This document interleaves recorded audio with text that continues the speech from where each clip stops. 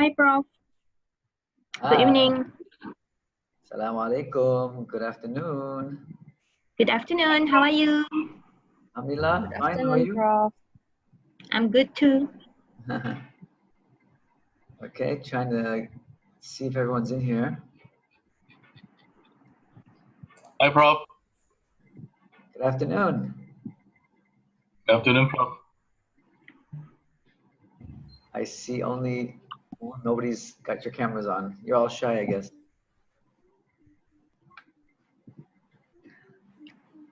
Is Amira? Hi, Amira. Hi, Chi. Shafiq. Hi, Prof. Good afternoon. How are you? Afternoon. Good. Nice to see live faces.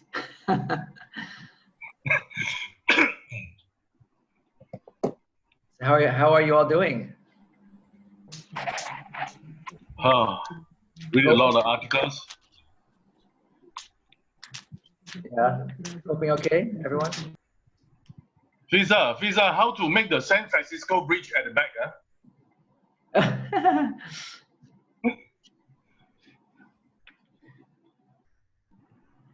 Fiza, your screen is on mute. You have to unmute your screen. Okay. Yes. Can you hear me now? Yeah. Yes. Fiza, how to make the San Francisco Bridge at the back? I think you can just go to You're the not in setting. Francisco. There's a video setting Oh. on the video side on the left. So you go to On the the- video setting and then you change any background. Actually, you can change. But there are some available templates they have, so you can choose from there. I see. Yeah. Have you found it? Yeah, but I dare not touch. Now I touch the screen and it You didn't can come up. try it. I cannot try to see Prof face. No, you can just your video, you can actually disable it first and then you can enable it again. Do you know how to do that? Okay. Yeah. Okay. You I'm just not going to do now. experiment. No class. Okay. Amaro, Where's Amar? Amaro can't hear anything. Hi, Amarul. Amarul can't hear you. He says he can't Amar. hear. Can you see? Can you speak? Can you?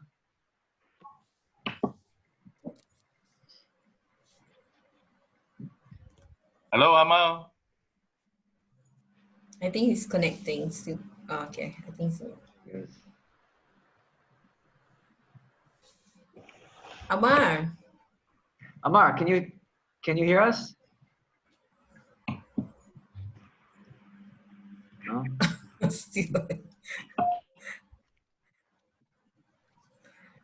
Amar, are you there?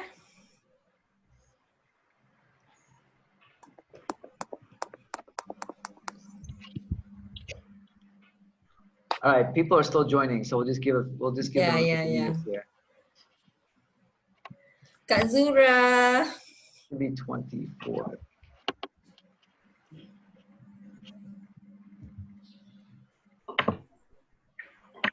Shafiq is here. Siem.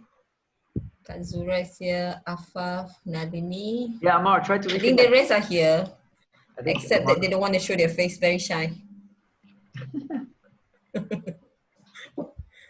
20. Oh, he has to reconnect.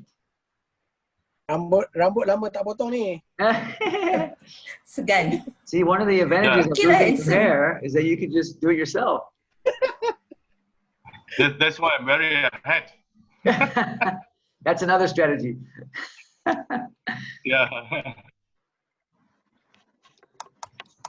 All right, let's see here. We got 2019.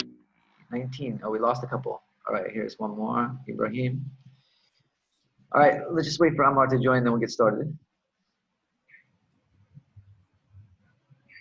Shafiq is in space. I don't know how he got out there. By the newly launched rocket.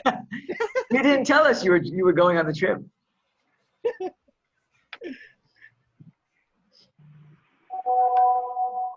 Hello, good day, everyone. All right. Bismillahirrahmanirrahim. Prof. Assalamu alaikum and good afternoon to everyone. So it looks like we got everyone here. So thank you all for joining. So this is actually, this is for us, this is week 9 for our class. And when I was looking at the schedule today, I noticed that actually we are 1 week ahead of schedule, because the semester is supposed to conclude on the week of the 19th of July. So we are scheduled to be finished in, sorry, not 19th, the week of, well, it would be the 14th of July for Tuesday, for our Tuesday class, but we'll be finishing on the 7th of July. Our last class will be on the 7th of July. So we're actually 1 week ahead of schedule, which is somehow, so that's good. And so let's just quickly go through, I just want to go through the rest of the semester here, what we have planned. So first of all, I hope everyone enjoyed their Raya. I'm sure everyone had a quiet Raya. Quiet Raya, that sounds funny. Quiet Raya at home. So, but I hope it was a safe and enjoyable Raya for everyone. So now we will, for the next, for the remaining 6 weeks, we will be having class as normal, of course online, but it'll be class every week. So we'll be starting our weekly classes now for the rest of the semester. Okay, so so let's just quickly look at the schedule here. Let me just pull up. I'm going to share my screen here. Let's see if I can get the synopsis up here. Can you all see that? The synopsis? Okay, so this week we have, let me see, chat. Yeah. So this week we have, we're continuing with our data analysis, and so we'll be discussing an article today on saturation. And I know that's a popular concept in qualitative research, and you've all probably heard about data saturation or theoretical saturation. So today's class will be talking about data analysis from the perspective of data saturation. In other words, when do we know when to stop collecting data and concluding our study, okay? And so this deals more with second level analysis. Last week we did coding and we talked about code book development, how to develop a code book. And so today we will move towards the next sort of phase in that, which is how do you know when to stop analyzing, basically, okay? And then next week we will have a class on writing up, from analysis to write up. So how do you convert what you've found from your analysis into the actual findings? How do you write up your findings? That sort of thing. So the next week will be our last week on data analysis with that topic. And then week 11, we will have a special class on NVivo. So I have just purchased the latest version of NVivo, which is version 12. So I'll be presenting, that week I'll be presenting a sort of tutorial on NVivo for those who are interested in learning about qualitative data analysis software. NVivo is one of the more popular ones, and you can download a trial version of it, a 2-week free trial version of it. So what I will do is I'll suggest that everybody download that for the class, and then we can do a sort of hands-on session together on NVivo, at least take you through the basics of NVivo, how to use it, and so forth, okay? Week 12, originally we had scheduled a guest lecture. I don't think we'll be able to do that given the situation here with the online and whatnot, but I'm open to any ideas that you guys have for that week. If we want to do something special that week, maybe we do want to bring in a guest lecture, maybe like a sort of, I was thinking of maybe actually getting a video, a talk from, maybe one of the more well-known qualitative scholars, and then we can have a sort of video and discussion session or something. Whatever, if you guys have any suggestions, I'm open to taking any suggestions for that week. Maybe there's a topic that we don't cover in the class that you want to cover that week. I'm also open to suggestions for that. Okay, so please send me your suggestions for that week if you have any. If not, I will plan something. All right. And then 13, week 13, we have thesis specifically on qualitative thesis writing. So for you guys who are doing your, of course, it's all of you, doing your theses, a special session on writing qualitative theses. And then lastly, we finish up with judging the quality of qualitative research. So how do we know, ultimately at the end of the day, how do we know whether we've done a really good quality study? Okay, so there are different ways of determining the quality of our research. And so that's the last week, and that'll be the week that we sort of go through everything to really look at what constitutes a good qualitative study. All right, and so that there's some tools there that I'll be sharing, or that are also up on the Puja Blast, on how you can determine whether you've actually hit that quality mark with your research. All right, and so this will be week 14, which I believe is July 7th. That'll be the end of the semester. Okay, so we are getting pretty close here. We're more than halfway, believe it or not. Okay. All right, so any questions about any of that? Anyone have any suggestions off the top of your head on what we might want to do for week 12?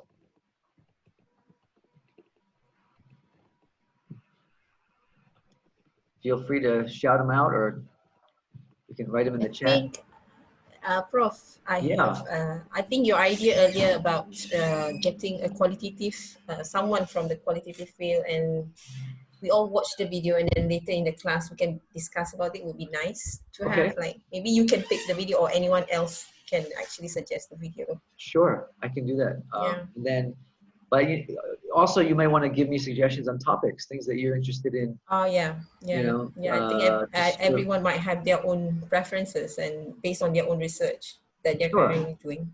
Yeah, so let me know if you have any suggestions on topics, and then I can find appropriate scholars to present. I think that'd be a good idea. Also, it's really important that you get different perspectives from different quote unquote experts, scholars, whatever. So you're going to listen to me for 14 weeks. You've listened to probably Dr. Murshid or Dr. Ira for 14 weeks. Oh, that would be great. But then, it's also good to hear from other scholars, to hear from, especially if I can get some of the really top scholars. It's always good to get different perspectives on these things. It'll enrich your knowledge. So we'll keep that in mind. And then if anyone has any ideas for topics, please share them. Anything that you'd want more information on. All right. Okay, so that's that. Let me just look here my list. Okay, so due dates. So let's just so we're on the same page about assignments. So you've done your positionality statement, which is assignment 4. So you've already completed 4 assignments. Okay, the smaller assignments. And we have coming up for week 14, you have your code book assignment. So tonight we will actually we'll be starting on that code book assignment actually in class. So after the presentation, the second half of class today, we're going to actually be doing some hands-on exercises using the actual transcripts that you'll be using for that assignment. Okay, so I'll sort of get you going on that assignment tonight, and then next week as well, we'll continue with that. So that should help you to get going. That one will be due on week 14 of the class. And then we have to agree on a date for your final exam. And so I was just going through the calendar here. Let me share this also with you, and then we can look at it together. Where is that academic calendar? Okay, so you see there our lectures are from this second half of the semester is starting this week, June 1st, until July 19th. Okay, and then we have study week here from 1 week after that is study week. There's no exams. So the final exam period is 27th of July until 9th of August, those 2 weeks. So we have to choose a date for our final exam within those 2 weeks. Would you prefer to have it during the class time, Tuesday 3 to 6? Does that work for everyone?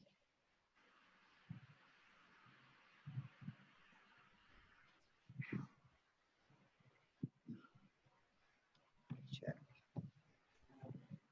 What do you guys think? Is it best to just do the final exam during the class time? What is the date, Prof, again? Can you see that? Is the academic calendar up here? Can you see it? Uh-huh. Okay. So here you see this. These are the dates: 27th July. 7 July. To 9th August. So Dalia has suggested 4th of August. Is that a Tuesday? Let me check.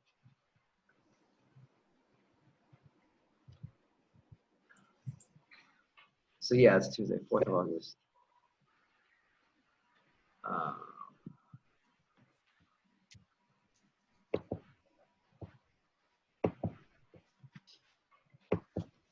Yeah, any working people have a problem with the 3 to 6 time for your final exam? Is that a problem for anybody? I'm not sure yet if being called back to the office. That's true. If still work from home, I think it's okay. But yeah, that's a good point, Shafiq. That's a good point. So maybe we should have a 6 to 9 exam. Yep. Yeah. Who's saying yeah? Sorry, I can't see the. Somebody was. Same cakap kejap bos. You agree? 6 to 9. I think 6 to 9 is fair for me. Okay, I think yeah, that probably makes the most sense, just because we may have people working at that time. Everything is so unpredictable now. We don't know, of course, but yeah, there's a good chance that by that time people will be in the office. So okay, so let's for now we'll do 6 to 9, and 4th of August is okay with everyone. I'm good. 4th of August. If you have any objection, please let me know. Okay, so tentatively we can do 4th of August, 6 to 9 for the final exam. So that means that your assignment 6, the thesis critique, will also be due on at that time. Okay, so code book will be due week 14, which is July 7th, and then 4th of August will be the final exam, 6 to 9. Okay, and then the thesis critique, assignment 6, will also be due on 4th of August. All right, so that one you have time to work on. And if there's any questions about the thesis critique, please let me know. There's quite a lot of detail about it in the course synopsis. Let me see here if I can share this. 1 second here. So we put up the course synopsis again. So if you look at the synopsis for assignment, the thesis critique here, okay, it's quite detailed about what you need to do. All right, so you can read it on your own. I won't go through it now, but there's a lot of detail here. I even specify what you need to include in the critique, what questions you need to ask, and so forth. And there's a grading rubric here, so you can see how I'll be grading it. Okay. Although the points here don't add up. This says 40, and the assignment is only 30 points, so I have to adjust that. It's actually 30 points, not 40. But you can get a sense here of how I'll be grading it. All right. Okay, so if you need more detail about that, you can just refer to the synopsis. It's on the Puja Blast. You can always download it if you don't have it. All right, is that okay? Everyone cool with that? Chat. All right. Oh, which website? Okay, so there's a question here. Which website will be used for the final exam? I'm not sure how I'm going to do it yet. I did for my undergraduate class, I just used WhatsApp, and I gave them, because the final exam for this class will be essay format. And so, and it'll be open book, open note. So what I did was I gave my undergraduate class a 2-hour exam, which was open book, open note as well. And of course, there's always the possibility that students will share answers. There's really nothing I can do about it, other than ask everyone to be as honorable as possible.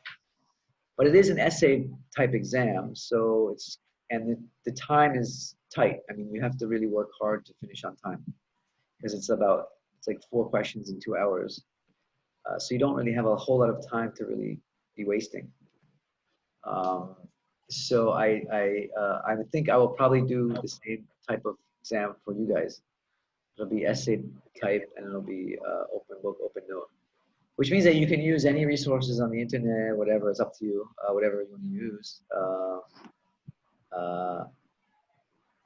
So it eliminates the possibility of cheating in that way. There's really no way to cheat because it's open book, open note. So that's tentatively how it's going to be. Okay. All right. So if that's the case, I might just send the exam through WhatsApp, and you can just when you're done, you can just email it back to me. Okay. Yeah. So for the final exam, Mr. Chi asked if there's any chapter you need to read through. So the final exam is going to be based on our weekly readings. The weekly readings are really your class notes. So whatever we've read in class, and then based on our discussion, those are basically your class notes. And so the questions will come from those articles, more or less, in our discussion. But I will, before the exam, I will give you some idea of what to look for and what to prepare for. Yeah, definitely. Okay, Mr. Chi, is that all right? You can just do like this, thumbs up, you know? I can see your face, so I just give a thumbs up. There you go. Perfect. All right. So if there's no other questions, we'll get started with the reading presentation. Now, this week we have our presenters are actually our group of Chinese students. And since 2 of them have already gone back to China because of the MCO situation, they requested if they could do a video presentation and then present that rather than a live presentation because they are concerned about the connection issues, the problems. So I agreed. So I allowed them to do that. And so tonight's reading presentation will actually be a recorded video that they've uploaded onto YouTube. I will share it with everyone. And then what we'll do is we'll roll the video with their narration, and then I will pause it from time to time for discussion. So it'll be basically just the same thing, except it'll be recorded instead of live. Okay. So we have to accommodate everybody as best we can during this new normal, or whatever you want to call it. So that's what we're going to try and do tonight. So we have another. Walaikum salam. How are you? Oh, Yes, sir. I got No. I have to mute. Sorry, sir. Okay. Okay. So any questions before we start? So tonight's reading. Let me just show the article here. As I mentioned, we're going to be talking about tonight's topic will be saturation, data analysis, with a focus on saturation. Where is my article? It's not here. Okay, Joe.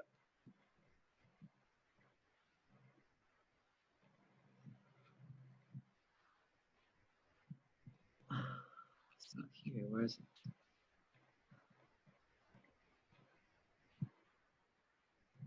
Okay, so this is the article. Can you all see that? Okay, so naturalistic inquiry and the saturation concept or research note. This is I found this to be a very useful article. It's written by a guy who, when he wrote the article, he had just finished his PhD thesis. And he did a grounded theory study. And then he wrote this article to help others, mostly students, I think, and sort of beginner researchers to understand this concept of saturation. And he starts off by basically putting out there the reality that in the literature on qualitative research, there is actually very little guidance on what saturation really means and how you know that when you know you've achieved it, and then what are some of the indicators, and then most importantly, how do you actually present saturation in your writing, in your thesis.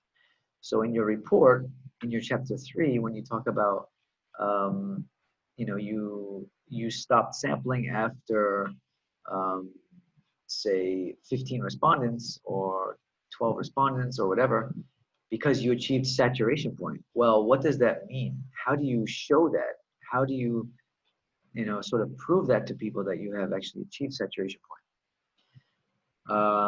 He makes the important observation that a lot of people in their writing, in their reports, they just say, well, I stopped collecting data when I reached saturation point, but they don't actually explain what that means, how they actually knew, and how they actually show that in their writing. So there has to be a way of displaying that in your writing. So he tries to do that. And he gives some, I think, some very useful examples of how you can display saturation in different ways.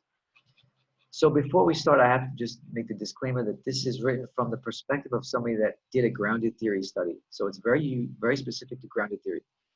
Okay, and as I've mentioned in class earlier, grounded theory, the whole concept of saturation, at least theoretical saturation, comes from grounded theory. Okay, so you might, in other types of qualitative research, you might come across things like data saturation or data redundancy. These are other terms for saturation.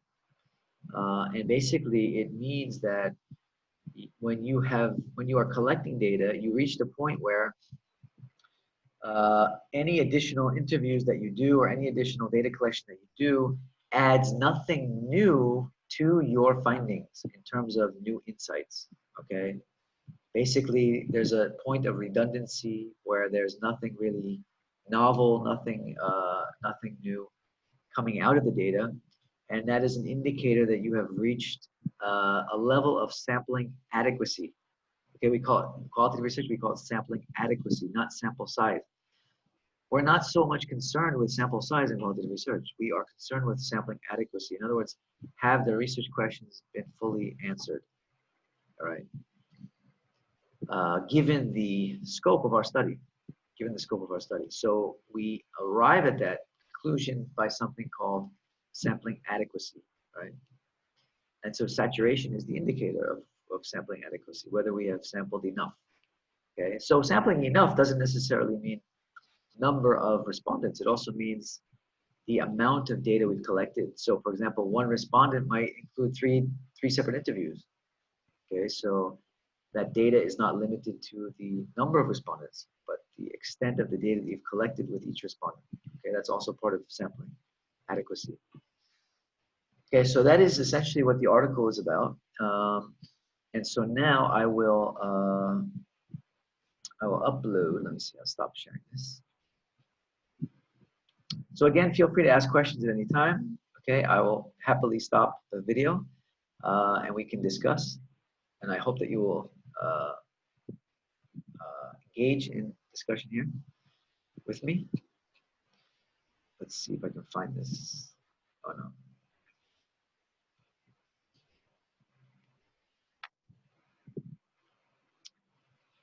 Okay.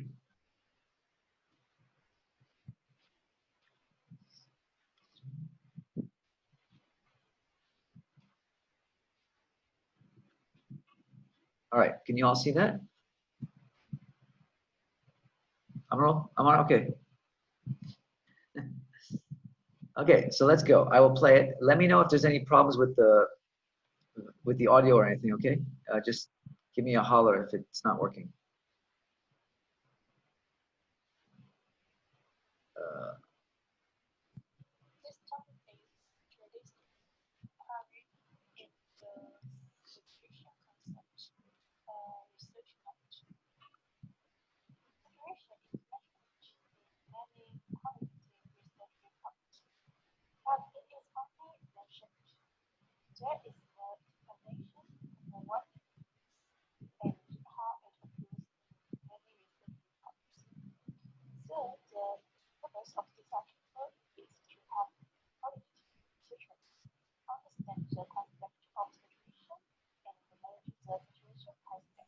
Prof, can you increase the volume, Prof? Oh, sorry. Oh, it's maxed. That's as loud as it goes. Can you not hear it at all? Not clear. It's not clear. Yeah, it's too slow. Others? Anyone else having a problem with the volume? Too slow. It's not loud enough. Yeah, Hmm. it's hard to hear the voice. Yeah, okay, hold on one sec. Let me try something else. I don't know if that's my computer or, hold on. Divide it into 4 parts. The first one Hmm.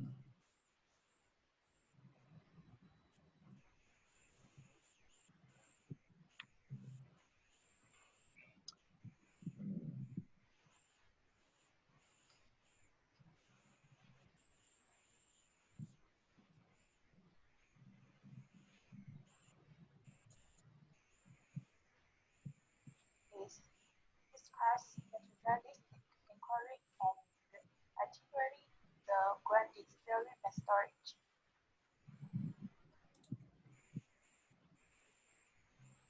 in which the situation concept is rooted.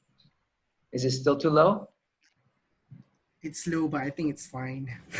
Oh, you got headphones on now. I'm wondering if Zoom is just, it must be just taking it off my the audio off straight off my computer, and it's not very loud on my computer, although I can hear it okay, which means that you guys, yeah, it's probably not that loud for you guys. It's totally maxed though. I don't know how else. It's totally maxed on max the volume. The second is find situation and extend its relevance to theory generation. The third one is demonstrate how situation is operationalized through the process of content comparison. The next part is comment on the changes encouraged in material situation and recommend ways to make the process rigorous and transparent. Okay, so here they're outlining the 4 parts of the article, which is first, and we're not so much concerned with the first part. We're going to go through that pretty quickly. They give an overview of what naturalistic inquiry is all about, basically what is qualitative research all about, and then they give a little overview of grounded theory. We're not going to go too much into that today. We want to get to the rest of the article. Then they're going to define saturation, okay? Remember, grounded theory is about generating new theory. It's what's called substantive level theory or localized theory.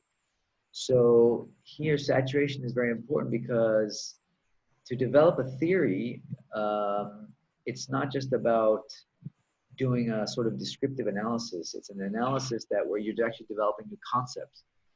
So that's why typically grounded theory studies, the data collection and analysis is somewhat more rigorous than in other qualitative research studies. More data is required, more time in the field is required because you're developing theory, and a theory is basically a way to explain a phenomenon, like how a phenomenon works, right? So to do that, you need to have a considerable amount of data and analysis. And then they'll talk about that, and then he's going to demonstrate how saturation is operationalized, okay, through this process of constant comparative. So the constant comparative method, which you may have heard about or read about, is a popular way of doing qualitative research, especially for grounded theory. So he'll explain what that's all about. And then, of course, he concludes with the challenges of achieving saturation, which there are. There are many, of course. All right, so that's the 4 parts of the article. Let's see the first part. Naturalistic part. The naturalistic investigations are characterized by the study of the natural environment,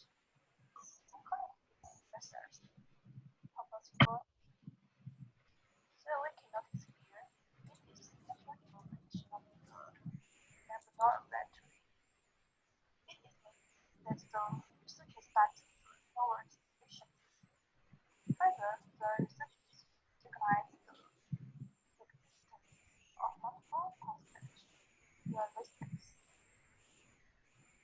Okay, sorry, I'm gonna go back to that. No worries. So yeah, the volume is even low on mine too. I have a hard time hearing it as well. So we're all struggling together. So naturalistic inquiry, basically what qualitative research is all about, doing research in the natural setting, okay? The natural setting where your participants are either working or living or whatever they're doing. In a naturalized environment, we deal with real life situations. We don't attempt to control the environment. We try to understand the environment in the way that it is, the way that it's lived every day, okay? And it incorporates these characteristics of purposive sampling and usually more inductive analysis, although like last week we showed that you can also use theory, right, to do your coding. To do your analysis, you can incorporate theory into it, all right? And there's use of theory, case study reporting models, okay? So case studies are often used. And then there's different criteria for determining whether a study is trustworthy or credible. But is typically considered reliability and validity in quantitative studies. Okay, so these are just some of the characteristics of qualitative research. Further, the research requires realistic. Oh, sorry, I didn't see this. Sorry, I'm going to stop there. Chi, Yes. you asked if you could be the presenter? Yes. You mean you're going to read the slide or what? I'm going to read the slide. Okay, I'm not sure if that's really necessary. What we'll do is I'll interpret the slide like we're doing. Because everybody can read the slide, I think. The issue is not reading the slide, right? Yep.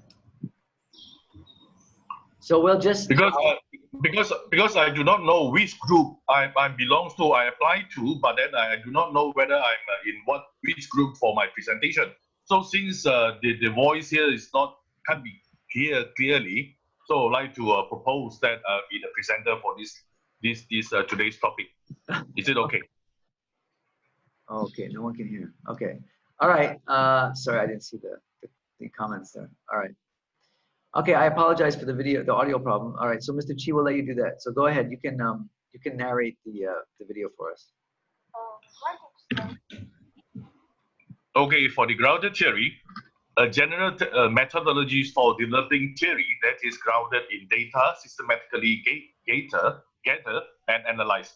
Theory evolves during actual research, and it does this through continuous interplay between analysis and data collection. Now, the comparison one, comparing different people, for example, their views, situations, and experience, etc. Number two, comparing information on the same individuals at different times. Number three, a comparison of events. Number four, comparison of one category with another. Okay, so constant comparative method is a very important part of doing grounded theory, but it's also quite common for most qualitative studies. In other words, for you to generate your findings, you are constantly going back, looking at different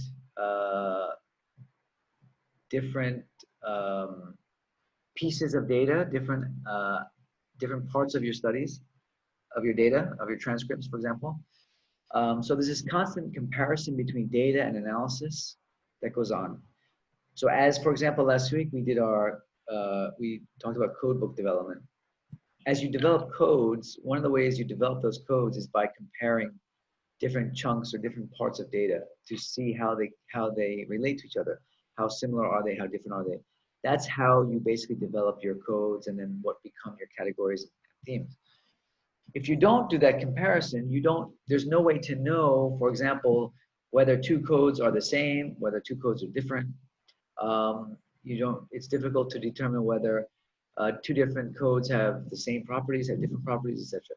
So qualitative analysis always involves this constant comparison between transcript 1 and transcript 2 and transcript 3 of different participants and their different experiences, of the different codes that you develop, okay?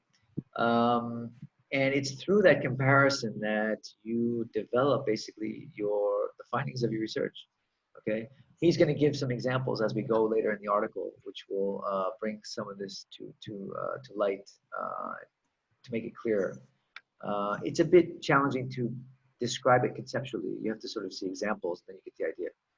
All right, so I'll continue here with the audio, but I'll just fast forward to the next slide. Yes, calculate the fixed algorithm. Okay.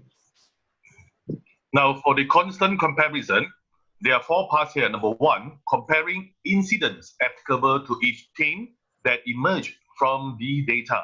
Number 2, integrating themes and their properties. And number 3, delimiting the theory. Number 4, writing the theory. And then for the sampling, data collection, and analysis proceeds concurrently. Okay. So these are some of the things that you actually compare as you're going about doing your constant comparison. Comparing incidents, okay? So incident 1, participant 1 has this experience, participant 2 has this experience. So comparing their different experiences, their different incidents. Integration of themes and properties, which we will be also discussing later. Then delimiting the theory. So grounded theory actually, as I mentioned, ends up with, at the end of your study, you will end up with a substantive level or a sort of what's called a micro level theory. And that theory has to be very, very clear, very well defined. Okay, so delimiting the theory is referring to its specificity in terms of its specific concepts. Okay, and then, for example, what are the relationships between those concepts? So A leads to B leads to C. That's my theory, for example, right? A doesn't lead to X or D. A leads to B. Okay, so all that has to be well defined when you present your theory at the end. So it has to be delimited in such a way that it's very specific and clear. And then, of course, writing up the theory. How do you write the theory at the end of the day? How do you write it up? So sampling, data collection, analysis proceed concurrently. Okay, so as we sample, as we collect our data, we're analyzing our data. As we analyze our data, that will inform how we actually go out and choose our sample. Okay, in grounded theory, it's rather unique. They use something called theoretical sampling. So as the findings emerge, you choose your participants based on those findings. So for example, if I'm doing a study on bullying in school, okay, I'm doing a grounded theory study on bullying in school. Okay, so my theory begins with interviews with students, and I ask the students about their experiences with bullying. Okay, so the students tell me, bullying is horrible. It's traumatic. It's creates a lot of fear, etc., etc. But I think the teachers have a big role to play in bullying. Okay, so from my analysis, this theme of teachers regulating student behavior, for example, keeps coming into the data. From that will lead me to then go and sample teachers. I will then, based on an emerging finding about the importance of teachers in bullying and their role in bullying, I will then choose to go and interview teachers. Okay, and then maybe when I interview the teachers say the teachers shed more light on what bullying is all about and about how difficult it is to regulate and why it's happening, etc. But my data from the teachers leads me to the role of parents, right? So the teachers say, oh, well, you know what? All of this starts in the home. Parents don't do enough to teach their kids about why bullying is wrong. They don't teach their kids manners, etc., etc. So now my theory, my emerging theory, is leading me to interview parents. Okay. So here, as you can see, the analysis is guiding myself. Okay, and that's called theoretical sampling, where the emerging theory from the findings, results, actually guides your sampling. Okay, as well as, of course, your data collection. All right. So like in all more or less qualitative research studies, sampling, data collection, and analysis proceed concurrently. It's not like a quantitative study where you first choose your sample, collect your data, and then analyze your data. Okay, here we are engaged in all three pretty much concurrently at the same time, and they they are all influencing each other. Right, so that's part of the constant comparative method. Okay. Any questions about that? Let's move on. Okay, let's see if I can push this forward to the next slide. Okay, Mr. Chi? Well, for the next is saturation. Data saturation entails bringing new participants continually into the study until the data set is complete, as indicated by data replication or redundancy. Now, the theoretical saturation, in effect, is the point at which no new insights are obtained, no new themes are identified, and no issues arise regarding a category of data. Okay, so as you can see there, saturation entails bringing new participants until the data set is complete. Okay, so until we've reached what I mentioned before, data adequacy, yeah?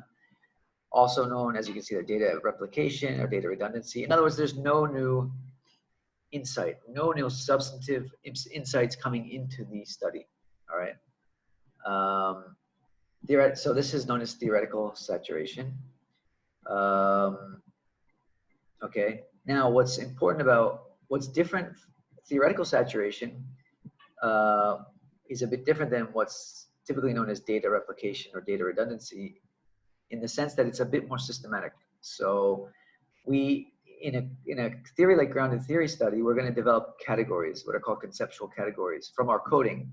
From our codes, we're going to combine codes to create these categories, conceptual categories, which are bigger concepts. Okay, once we go through our analysis by collecting data, and we add codes to those categories, eventually those categories are going to stop expanding.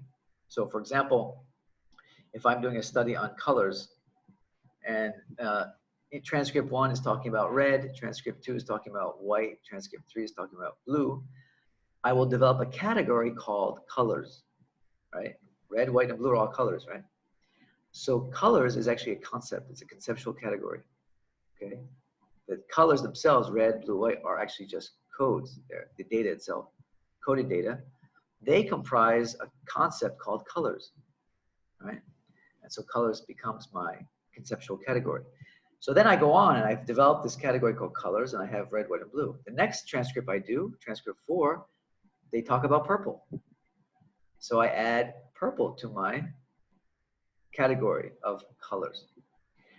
But after that, transcript 5, transcript 6, 7, 8, 9, they're all talking about red, white, blue, and purple. There's no new colors coming into the category, okay? So at that point, I can conclude that my category is saturated. There's nothing new, no new colors coming into the category. And so that's when I choose to stop collecting data related to that topic or that research question. Okay, so theoretical saturation really looks at when the conceptual categories are saturated. Okay, and when we do our code books for your assignment, when we do the code books after this presentation, that's the way we're gonna do it. We're gonna do it according to this method. Okay, so you get a sense of what saturation is really all about, and it makes it much more systematic. So using the code book method we used last week, we're gonna create these code books so that you can see where you've reached that categorical saturation, and it's done in a very systematic way. Okay, rather than just sort of making a subjective, oh yeah, I think there's no new data coming in. Well, what does that really mean? How do you show that? How do you really qualify that? What's the evidence of that? You know, there has to be some system to it. Okay, so that's what we're going to try and do. Okay. So Prof, I have a question. Yes, Amar. Okay, this is I encountered this when I was doing my assignments during Prof Murshid's class. Okay. So during the coding process of data analysis, we encountered a numbers of codes. So most of the codes can be categorized or can be teamed into one category or one team. So what happened, or if there are any cases that this one or two particular codes did not belong to any other category, and what should we do about these codes if Yeah. it's happening? If you have a big data set and you've got, you know, 1 or 2 outlying codes, I mean, it's nothing really to worry about. You don't have to pay much attention to them. But if you have some kind of pattern of random codes, you know, again, qualitative analysis is all about looking for patterns in data, you know. But if there's one code that keeps coming up, for example, but it just doesn't have a category that it fits under, but it keeps coming up, it's come up several times, you know it's something important and you need to report it, okay? But again, it may be sort of an outlier. It may not really have a home under a specific category, but it is something that's being repeated by the participants. It's something you know that's important to them. I wouldn't worry so much about where it fits as I would about just trying to figure out what it's really about, why it's important to the respondents. Okay. But again, if it's just 1 or 2 random codes, you know, you don't have to really worry about it. Because again, analysis and qualitative is like looking at the preponderance of the data. You're not gonna be able to report 100% of your data, you know. But we're looking at, you know, 70 to 80% of the overall data should be reported somewhere in your analysis. Should be captured by your themes. Okay, so but yeah, you're gonna have, you know, a random code here and there that just doesn't go anywhere. All studies have that, you know. And he even mentions that in this article that he had a few of those that he just sort of ignored. Okay, does that answer your question, Or? All right, let's continue here. Next slide, Mr. Chi. Well, for the theoretical sampling, theoretical saturation is a consequence of theoretical sampling. That is, sampling on the basis of concepts that have proven theoretical relevance to the evolving theory. Sample size is important only as it relates to judging the extent to which issues of saturation have been carefully considered. An appropriate sample is composed of participants who best represent or have knowledge of the research topic. The researcher points out that the data and data categories should be saturated, but this should not include participants.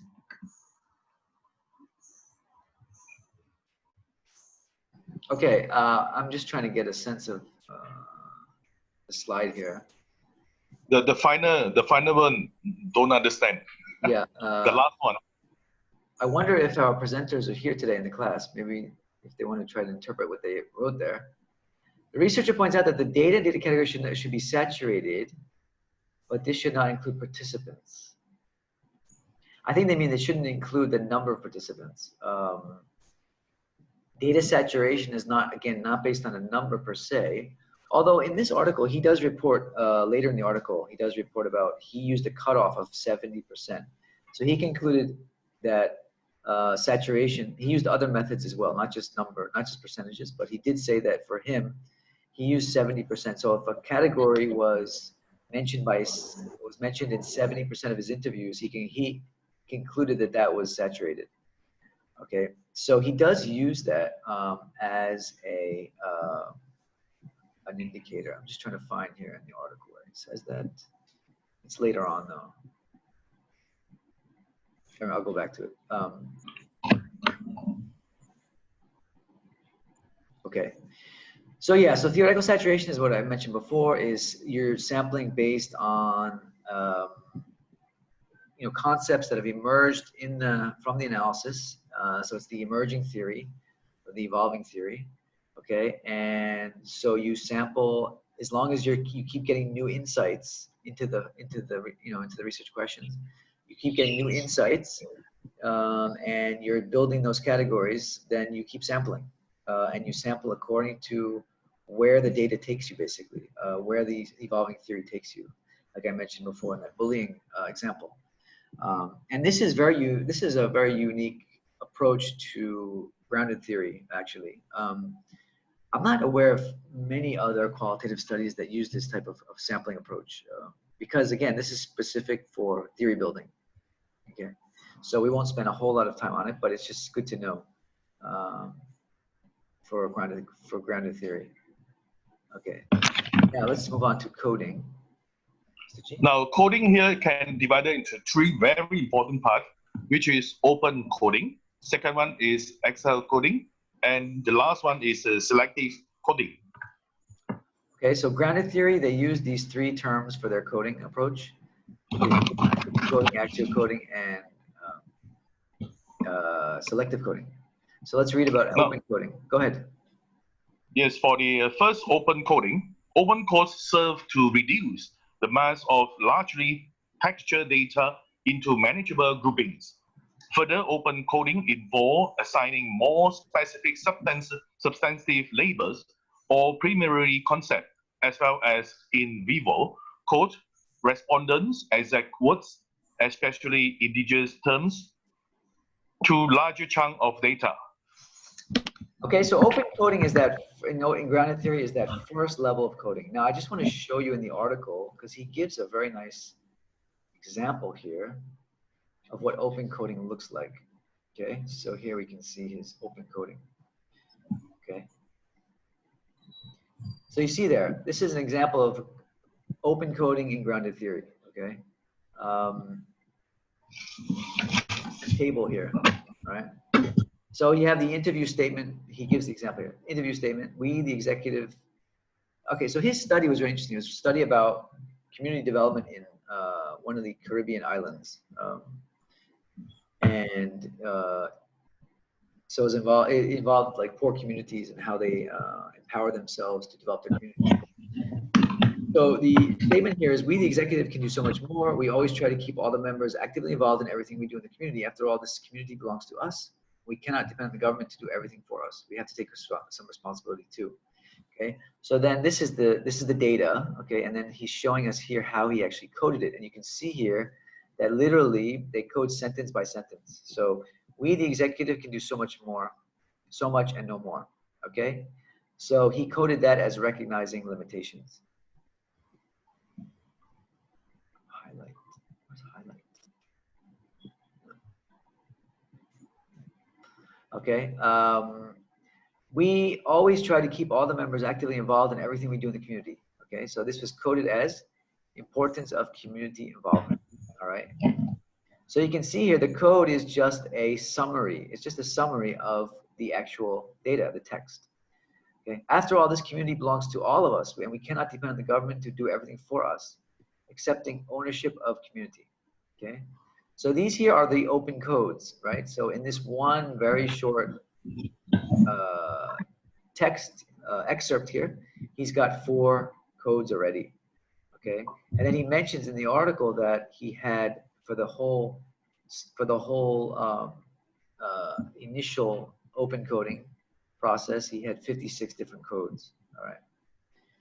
So this is an example of how you can display data saturation in your study. Okay? Because this is actually the beginning of data saturation. Is that you're taking the reader through the process that you used to do your coding, which then becomes categorizing and thematizing and so forth. Okay, so this is one example. This table is one example of how you can also show how you conducted your analysis, leading to saturation. Okay, so any questions about that? That's a really nice example of what coding looks like. Okay. Now these codes here, does anybody know where they come from? The codes?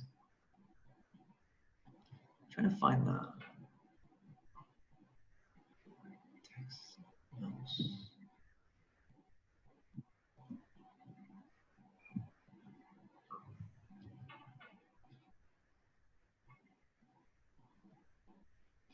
Anyone? Where do these codes come from? The names of the codes here.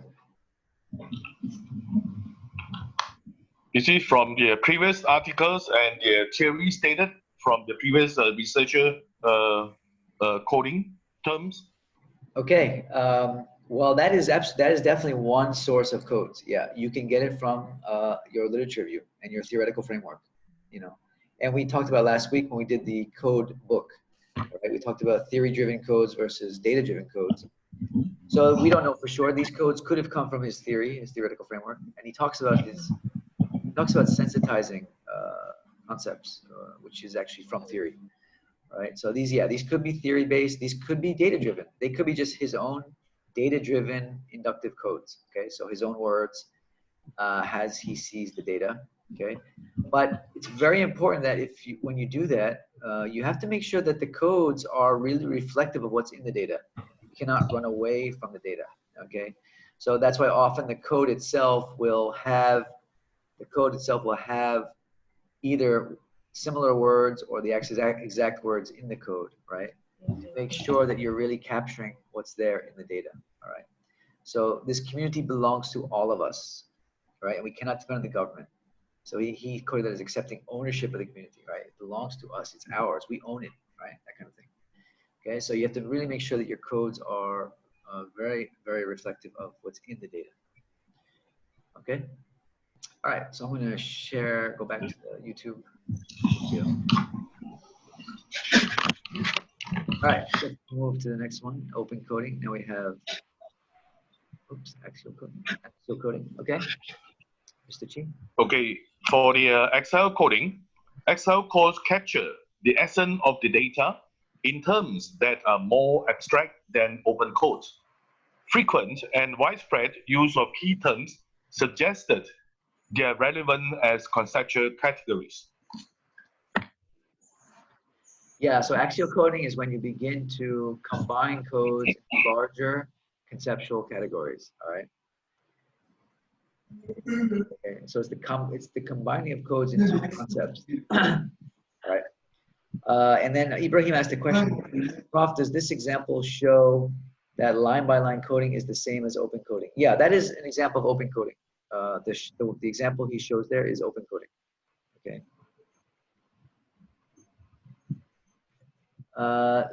Lee wants to try the sound again. Lee, do you think the sound is going to be better now?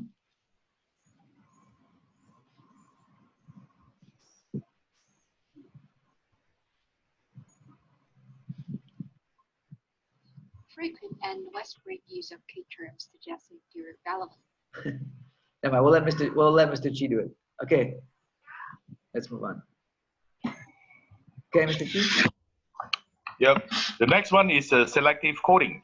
The final level of coding was selective coding, which is the process of selecting the center or more category, systematically relating it to other categories, validating those relationships, and filling in categories that need further refinement and development. It is important to note that whereas codes are applied to the data, themes emerge from the data. Okay. This relationship. Sorry. So in grounded theory, they use something called selective coding at the end, where to really build your theory, you identify what's called a core or central category that really captures the essence of the theory, and you sort of build around that. Okay. So this is also very unique to grounded theory, so we won't go into this too much. But this is the final level of coding in grounded theory, where you sort of link all the categories together into the actual theory itself. Okay. That's sort of a whole separate lecture, though. Okay. Okay, now, so go ahead, Mr. G. Yeah, for the coding, another part is the iterative process of collecting, coding, and analyzing the triangulated data resulted in the four center, themes, and the substantive theory.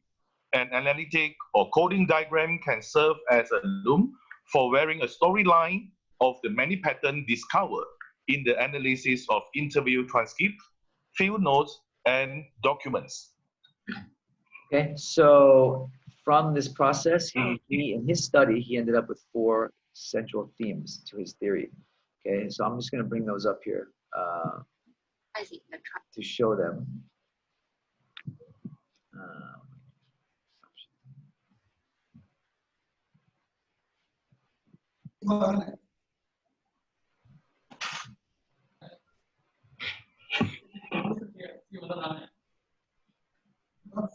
you all see the article? Ibrahim, can you mute your screen, please? Okay. Okay, thank you. Okay, so here are his, no, that's not the one. Okay, these are his 4 themes, all right? So his theory included these 4 themes, all right, to his study. All right, so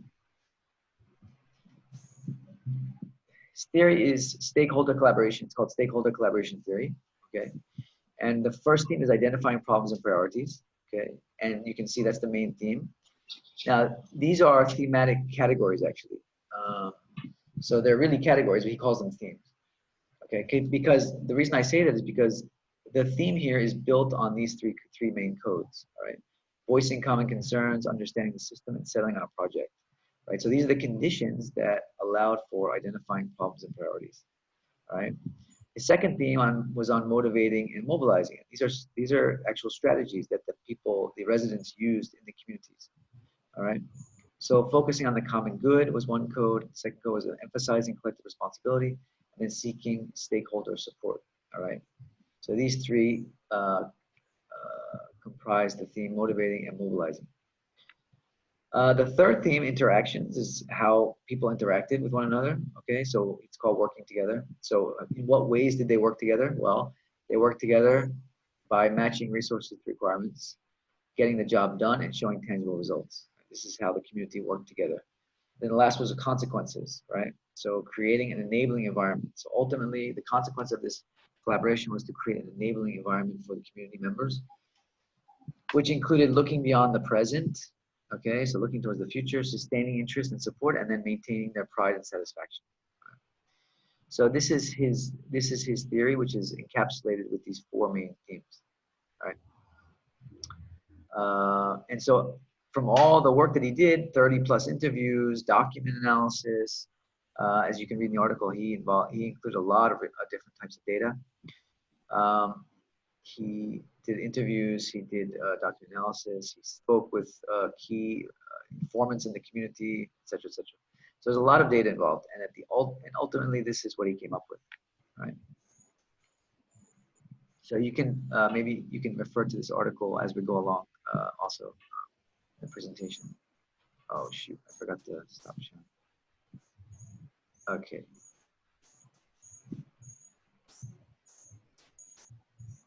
Okay, Mr. G. Hi. Now the next one is evidence of saturation. Saturation is essential to knowing when enough data have been collected. It is not enough to state in the research report that sampling was concluded once saturated was reached, or worse, to that effect. In reality, claims of saturation should always be supported by an explanation of how saturation was achieved and substantiated by clear evidence of its occurrence. Okay. So just to reiterate what we said before about saturation, it's not enough just to say you achieved it. You have to explain how you achieved it. And showing some of these examples like he showed are good ways of doing that. And there is, so we've had 2 so far. So we showed his coding process. We showed his final theory, including the categories and the codes, the main codes. And then he also has this table here. Let me pull this one up. I apologize for jumping back and forth, but okay. So he has his table 2 here. So this is a table, as you can see, saturating data for the working together theme. Okay. So he wants to show basically how he arrived at saturation of this one particular theme, the theme called working together that we just saw. Okay. So he had 3, as you saw, he had 3, what he called codes. They're actually sub-themes. Okay. So the first sub-theme, matching resources to requirements. So how did he end up with this at this sub-theme? Well, he mentions here what were the codes, the specific codes that comprised that sub-theme. Okay, so money, materials, supplies, provisions, sweat equity, donations, resources, etc. So these are all the codes that comprise this sub-theme here, matching resources to requirements. And then he provides an example of a data excerpt, okay, from the transcript. All right, just as an example, it provides a data excerpt. Our association tried to pool whatever resources we had available to us. We asked the business people to support us, and we decided to put in as much work as necessary so we could have the project. All right. Okay, so you can see this quote here clearly reflects this theme of matching resources to requirements. Okay, and then the second theme, getting the job done. So again, he presents his open codes, tasks, labor, social fund guidelines, blah, blah.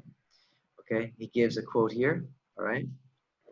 Different people had different jobs to do, whether paid or voluntary. The women would cook and fix the lunch, while the men mostly would work on the road. Even some of the children got involved when they were not in school. We cooperated with one another, okay? So this reflects getting the job done. Everybody had a role to play, everybody worked hard, et cetera, whether they were paid or voluntary, okay? So you can clearly see here that this is reflective of this theme, sub-theme, getting the job done, okay? He also gives additional data here from newspaper. Local sponsor contributes $650,000 to the Windsor Girls Home Project, okay? So contribution from sponsors as well as part of this sub-theme, okay? So that would be business, for example, that would be under the code business support or something. Okay, and then the last sub-theme here, he has even more data to show as example. So showing tangible results, okay? Here's his codes, okay? And then he has comments from informants. He has evidence of tangible results, okay? So they actually have, he has examples here. Now this, you would call this observational data, okay, of actual results from the project.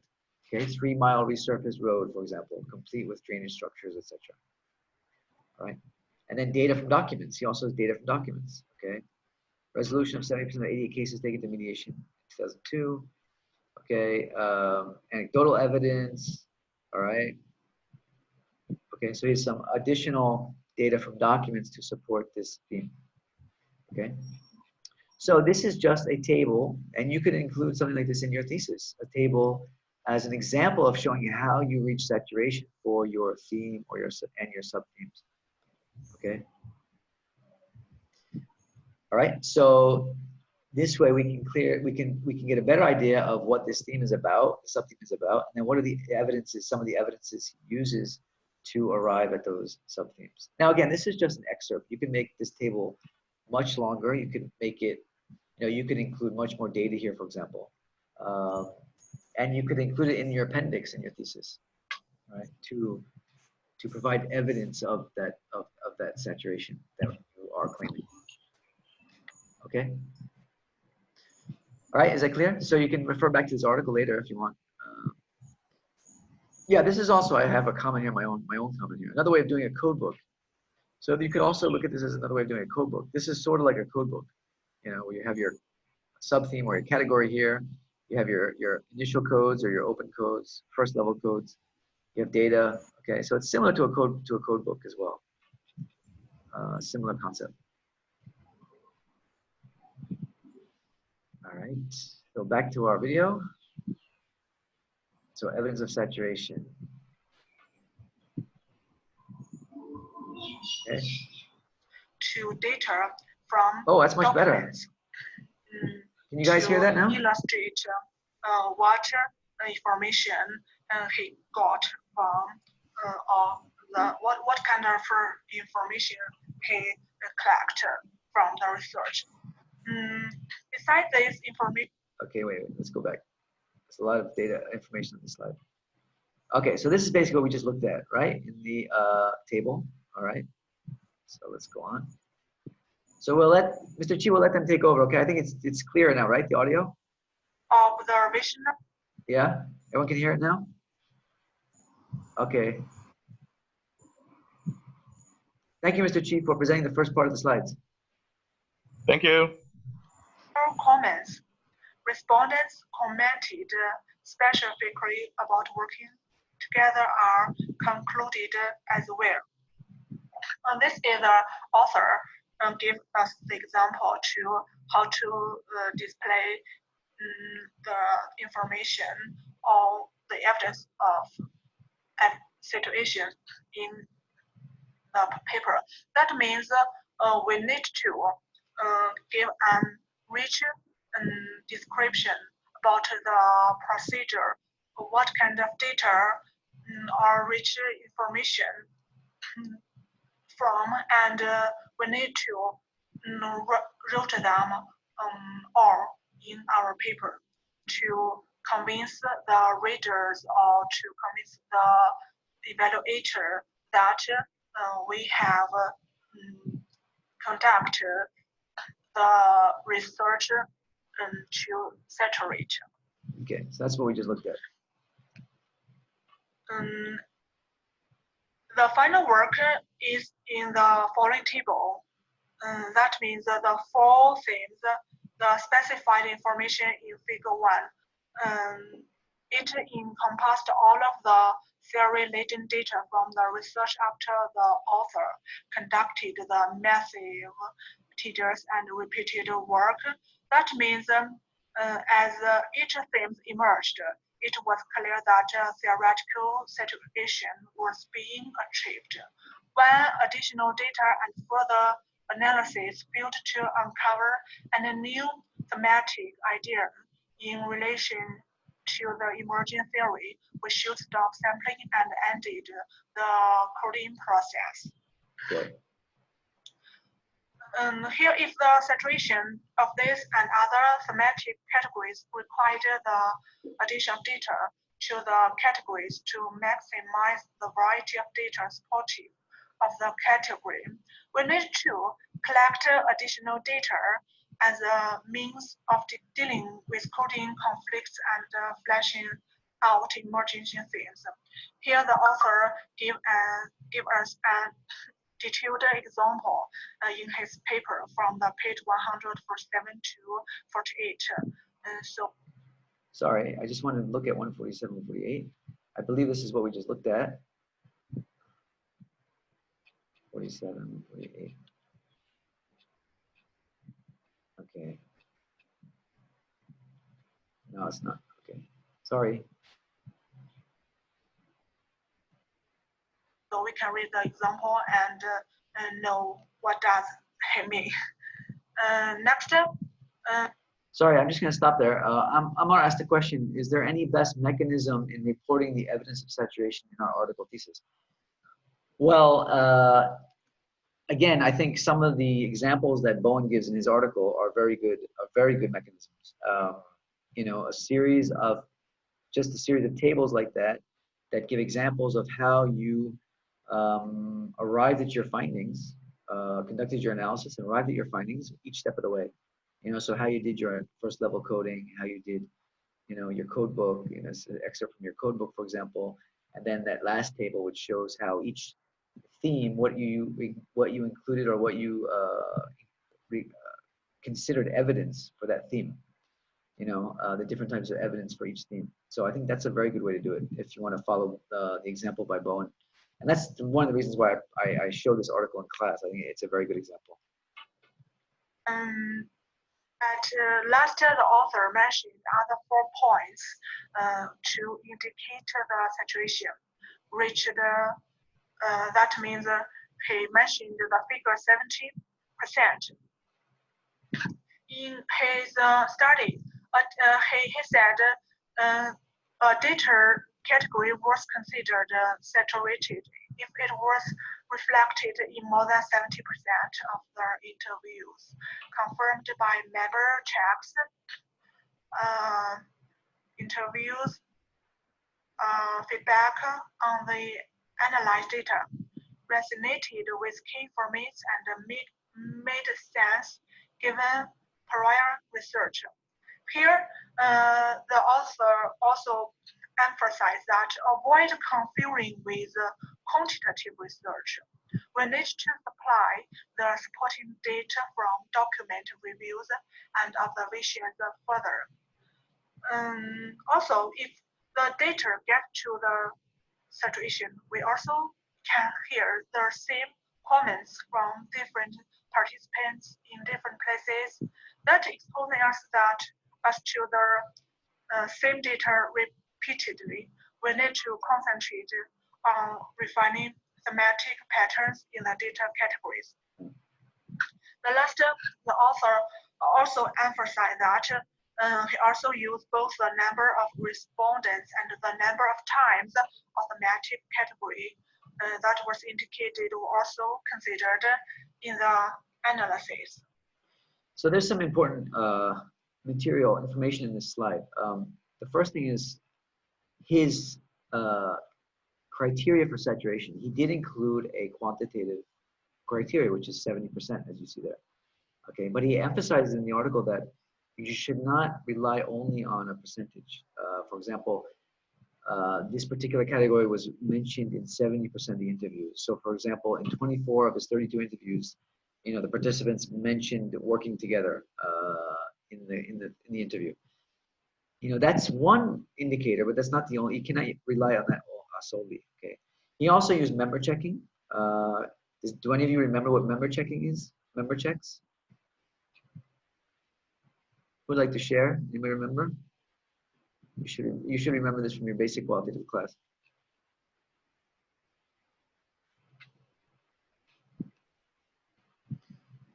Anyone? Anyone? Member checking?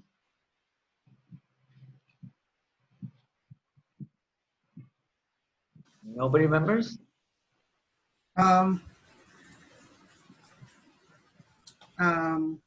Amar, is that you? Requesting, yes, this is Okay. me. Requesting checking from fellow experts or academicians related to the topics. Okay, that is an important aspect of achieving trustworthiness of the finding. That is one of the strategies or methods you can use, but that's not member okay, checking. sorry. Okay, That's called, I got confused with the that's called peer reviewing. peer review. Okay, member checking is we ask the participants to recheck all the transcription that have been done by us. Yeah. So you can do it with the transcripts. You can also do it with your findings, with your analyzed data, and with your findings. You can bring your findings back to your research participants, show them the finding, explain the finding to them, and then ask them if there's anything that you think was missed. I've done this before. I also had a student that did it. What she did was at the end of her study, she called in all the study participants. She called in all her supervisory committee members. She called in some qualitative research experts, brought them all together, probably gave them lunch or something, I don't remember. Gave them some food, and then she presented her findings, and then she did more or less a Q&A session with them. Said, this is my finding. Did I capture it accurately? Did I capture your experience accurately? Is there anything here that I've missed? Okay, that sort of thing. So that's a very effective way to really do member checking. Yeah. Sorry. Yeah, go ahead. Which one is better?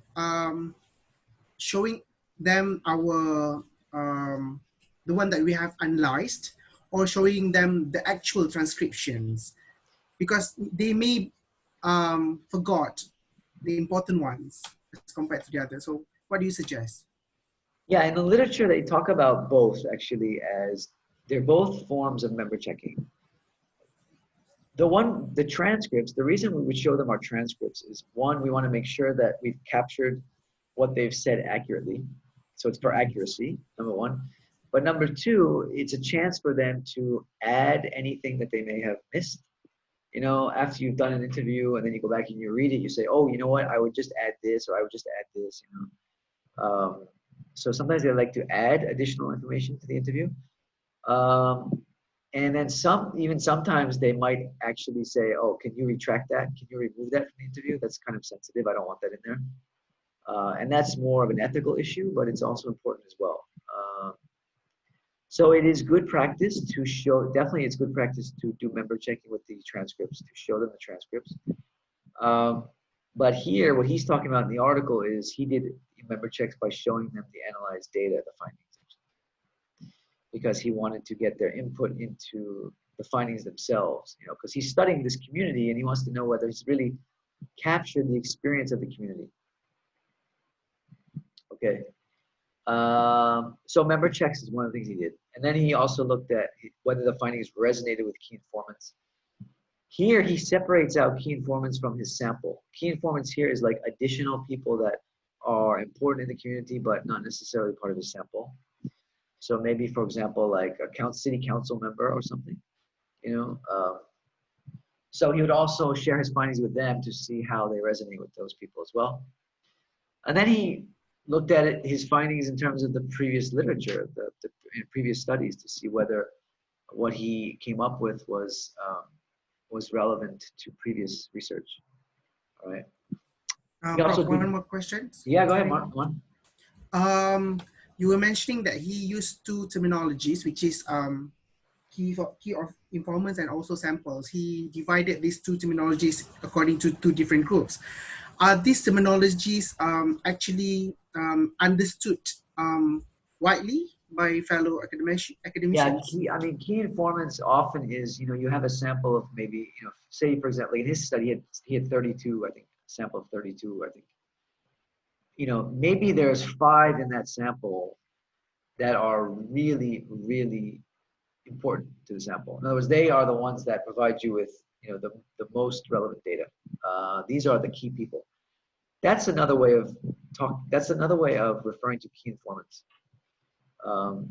My sense when I read his article is that he's referring to people that were actually not part of his sample. So it's a little bit unclear who his key informants are. Okay, but typically key informants are those, not all samples are the same. There's some samples where, some people have, like I did a study where I had to interview experts in a certain discipline, right? And so not everybody has the same level of expertise. There's some people that are just like really top in their field. Those people for my study would have been my key informants, and then the others would have been just part of the regular sample, right? So there's it's a way of sort of giving weight to your sample. Like there's some people that are just they can talk more about the issue than others. Those are your key informants. Anyways, but it's not clear in the article really who he's referring to specifically. But there are key informants is definitely there. It's definitely part of qualitative research. All right, so let's move on because we're running a little bit behind on time. I'll just move on. So after the evidence of the saturation, we also need to pay attention to the trustworthiness. While seeking data saturation and thematic exhaustion, we also need to pay attention to the trustworthiness requirement of the qualitative research. Because evidence of trustworthiness combined with evidence of saturation would signal to readers and evaluators of the research report that we could have confidence in our findings, and that the findings could be applied to new situations or experiences. So it's very important. So to ensure the trustworthiness of the research and provide quality assurance, the author used both constructive during the process and evaluative procedures using post hoc. He also used triangulation. That means using multiple methods and multiple sources of data. Maybe the field notes, interview, transcriptions, observation, recordings, document reviews, exact. We also need member checks and negative case analysis established the credibility of the finding. Negative analysis involved a re-examination of the analyzed data to determine whether any cases, example the themes, were contradicted by the evidence, or whether the characteristics or properties of the emergent themes were applicable to all social fund project cases in the study. When a research auditor and the researcher both determined that there was no negative case or disconfirming evidence, the analysis was considered complete and the boundaries of the phenomenon were set. So negative case analysis is an interesting way of further establishing trustworthiness of your study findings, where after you've developed your categories and it's done usually towards the end of the study. You go back through the whole data set to see if there's any disconfirming cases. In other words, something that contradicts the theme that you've come up with. So if it contradicts the theme you've come up with, you know that there's something missing in your analysis. You haven't included that element in the theme or the category or whatever, okay? So it's a way of ensuring that your theory, your theme, whatever you come up with is comprehensive and it's covered, the vast majority of the data. There's nothing that really contradicts it, okay? So that's an important aspect of establishing trustworthiness, especially for grounded theory, but it can also be used in other methods as well, okay? At last, we need offer a thick description of the phenomena investigated, indicating how and why events occurred in a particular context. Here it means the participants' attitudes and experiences are the heart of the descriptions. Take an example. The author's objective was to present with clarity and consistency. Sorry, I just want to interject this. It's really important. What she just said is, he states in the article about thick description is not just about people discussing their opinions about things. It's also about them. It's about giving examples, hard examples, where they're really talking about their experience. And since he also used observation in his study, so he used triangulation, he used interviews, observations, document analysis. So he used triangulation. And because he used observation, he had that opportunity to really see with his own eyes what the community was doing in terms of collaboration. So maybe he attended meetings, he attended projects and programs and stuff. But he can really see the experience. It's not enough for someone to really talk about what they've done, or, oh, I'm the greatest teacher in this school, my students all love me. And then you go to the field and you find out, well, it's not exactly the case, right? So,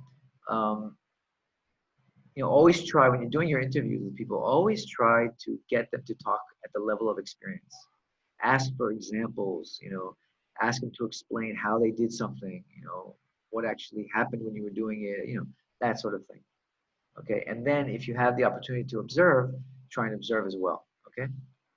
Read a portrait of people and their actions in the context of social fund projects in local communities of Jamaica. Further, we also need to provide an audit trail from the data transcriptions to the emergent theory, so that the finding would be seen as dependable and confirmable. Okay, so trustworthiness, he used several methods. He used triangulation. He used things like member checks. He used peer review, which he's going to talk about. He used thick description. He used the last one there, audit trail.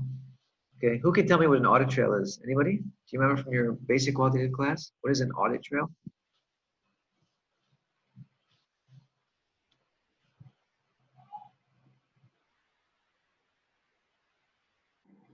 Anyone remember audit trail? Hi, I'm Nadira. So I think the audit trail is basically the evidence of like all of the work that you've done for data collection and data analysis, basically.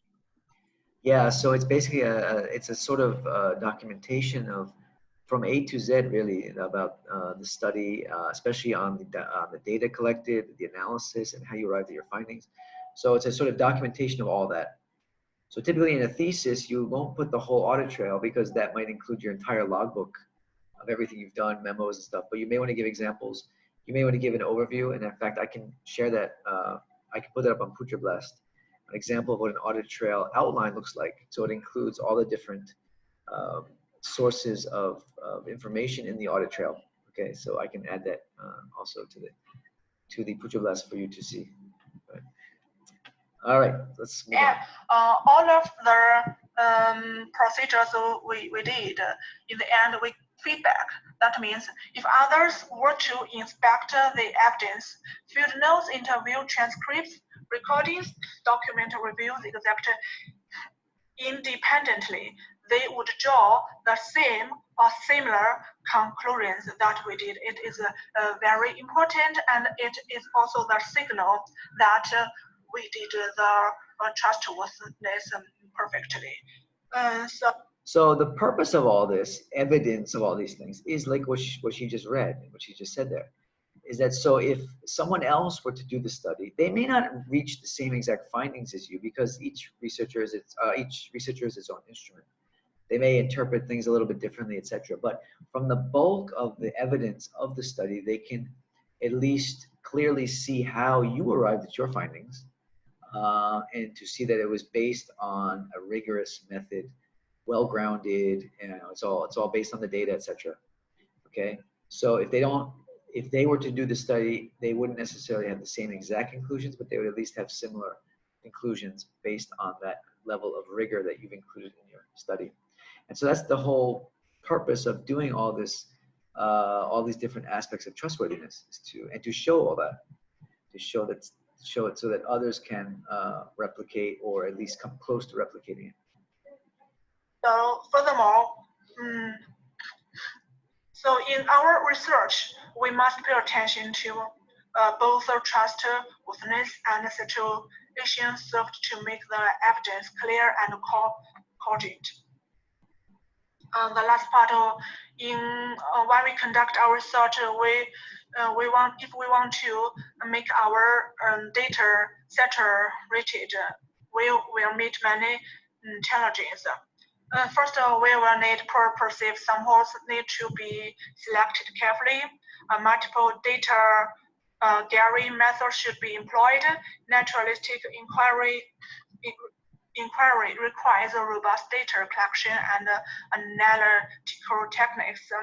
In particular, grounded theory methodology calls for meeting the demands of constant comparison.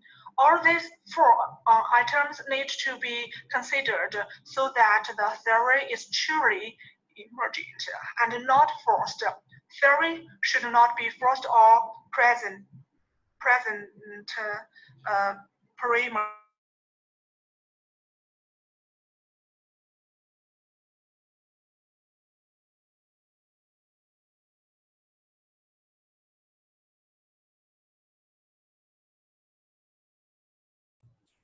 Prof, I can't hear you. Are you muted, Prof?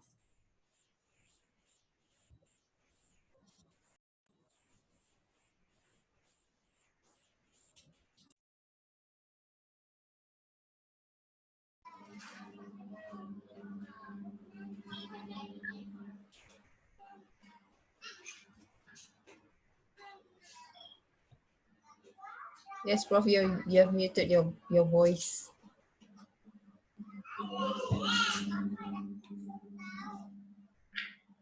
In the field, but the data is not always feasible. Researchers should be prepared to immerse themselves fully in systematic data collection and analysis, and to work toward theoretical situation. So that means we need time, we need energy to support our research. So we need to plan it very strictly. The next one is time consuming and demanding. And it's like that I just mentioned, because we manage the situation process can be rather tedious. So a large number of data transcripts require a great deal of time for coding and analysis.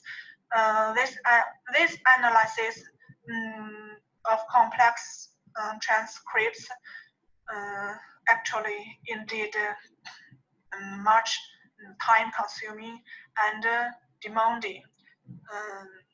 So it's quite a challenge for our researchers to face. There is a challenge in the process of achieving saturation, and gathering theory should be rigorous, thorough, and transparent. Researchers should not gloss over this concept or ignore the process required. They should specify what they did and how they did it, including how they handle data condensation and interpretation. This part maybe sometimes is easily to be ignored by the less experienced researcher. So as the new researcher, we should pay attention to this part. The ninth challenge is that the researchers pay patience and ability, because we all know the collect data and the analysis the data that is massive and tedious. That is a massive and tedious process. So as a naturalistic inquiry should aim for best fit concepts and therefore should not expect a rapid emergence of concepts from the data as they have gathered. Premature closure will not produce a durable, stable, or workable theory. So the researcher's patience and ability to deal with fatigue can be instrumental to lead the analytical process and efficiently and effectively. At last, conclusion. The purpose of naturalistic inquiry is to describe and interpret some human phenomenon. Researchers should be clear about the methods they employ and the interpretations they make, so that others will be able to draw their own conclusions about the research process and outcome. So explaining what situation means within the context of the study is essential, is very important, and can't be ignored. I believe every researcher wants to look for a formula for achieving saturation, but unfortunately, we can't find so we can't find one formula to give us an example. But however, other qualitative researchers should be similar, specific about the procedures and the criteria used to achieve data or theoretical saturation. So we should remember follow item to ensure that methodological rigor and adherence of trustworthiness are clear, evident. Data or theoretical saturation is essential to naturalistic inquiry. Explaining what situation means, how it occurred. The last one is very important. That means offered a thick description of the phenomenon investigated in paper. Okay, thank you. I hope everyone could get a general understanding about the evidence of saturation, trustworthiness, and challenges. Thank you. Okay, thank you. All right. So I just let it roll at the end there. He talks about the challenges. Obviously, there's quite a lot of challenges in doing it.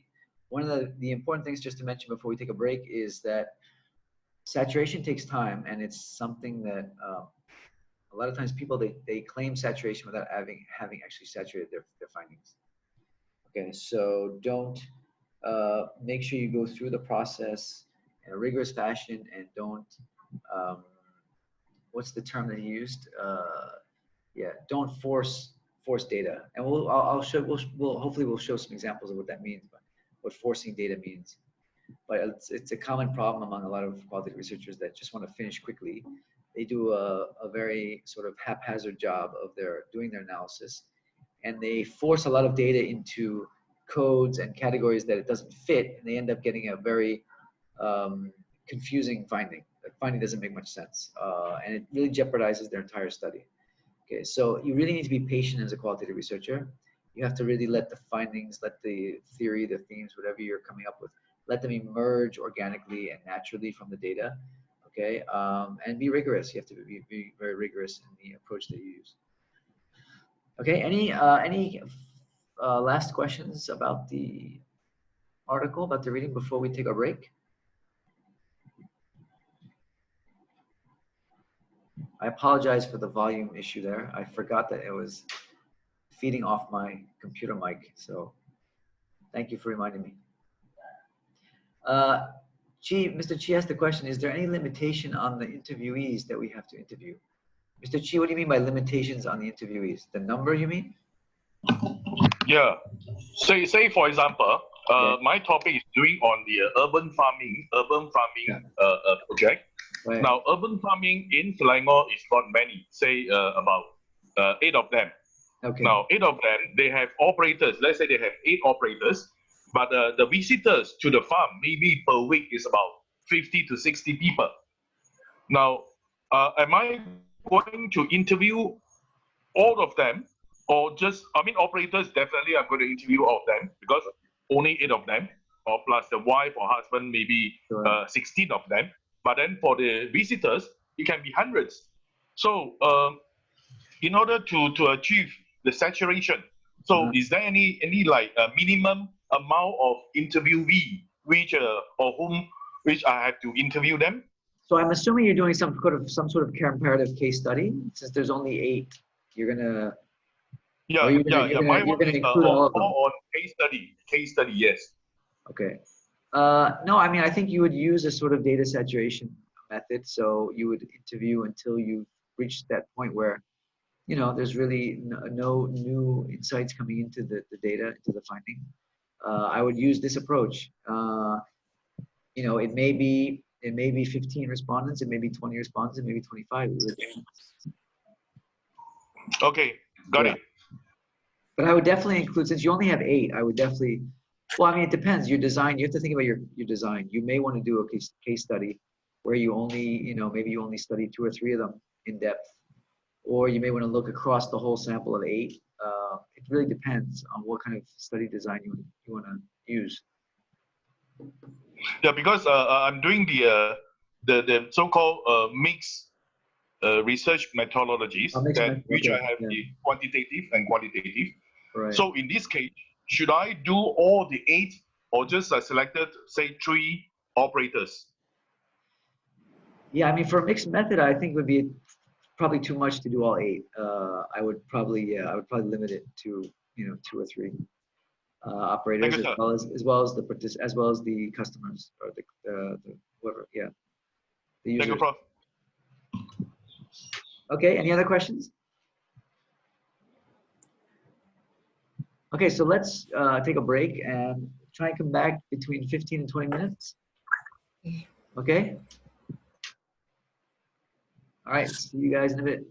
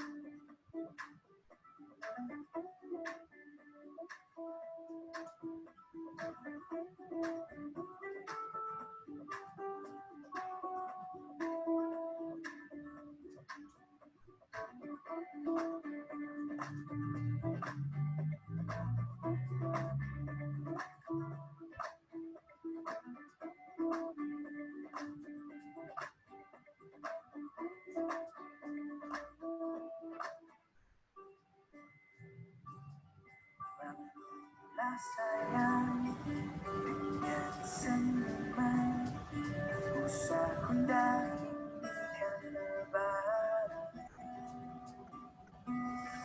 Oh, stay together every summer.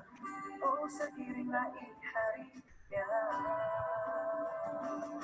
Senyumlah sayang, Aidil Fitri, detik bahagia akan kembali. Nyanyilah sayang, liburkan hati, semoga kita berjumpa lagi. Semoga kita berjumpa lagi.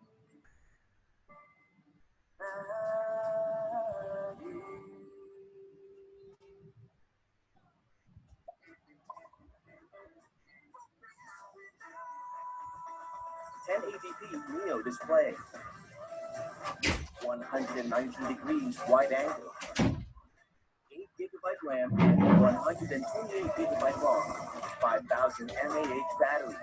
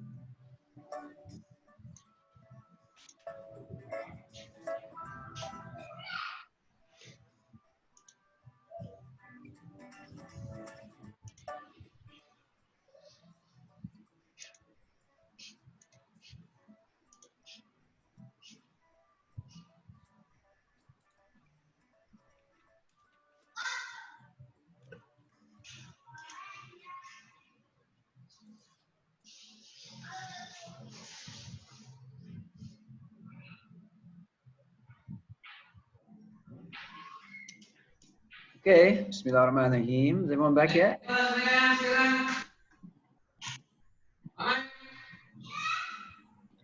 I hear some.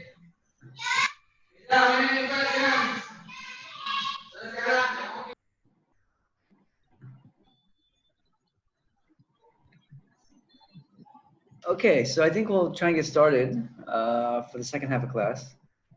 Prof, Uh-huh. can I ask a question before Of we course. move on Go to ahead. the next section? So while I was reading the article, I noticed on page 147, the researcher says that they changed the word empowering into enabling, despite the fact that two respondents used the term empowerment. So if we have this situation, firstly, how do we deal with it with the participants? And secondly, how do we explain the situation to, for example, our supervisor and our readers? Yeah, excellent question. So he says there, two respondents did use the term empowerment. Let me see. Let me just try and bring this up for everyone to see here. Yeah, so you can see here, he says in this part here, two respondents did use the term empowerment, so did a key informant. However, during the constant competitive process, I discovered that they were referring to what they had read in social fund documents rather than to realities they experiences. So again, this gets to the issue of really studying people's experiences rather than just what they say. This is what I was referring to before the break. When quality research is all about digging deeper to really understand what's happening in a situation. So you can't just take the first thing people say as your finding. It's your responsibility really to dig deeper. And so what he found out was that, and this is probably also because he had other sources of data. He had, other than interviews, he also had documents. He also had observation, right? And this is the power of triangulation, is that it allows you to really understand a situation, phenomenon, experience at a much in a much more holistic manner.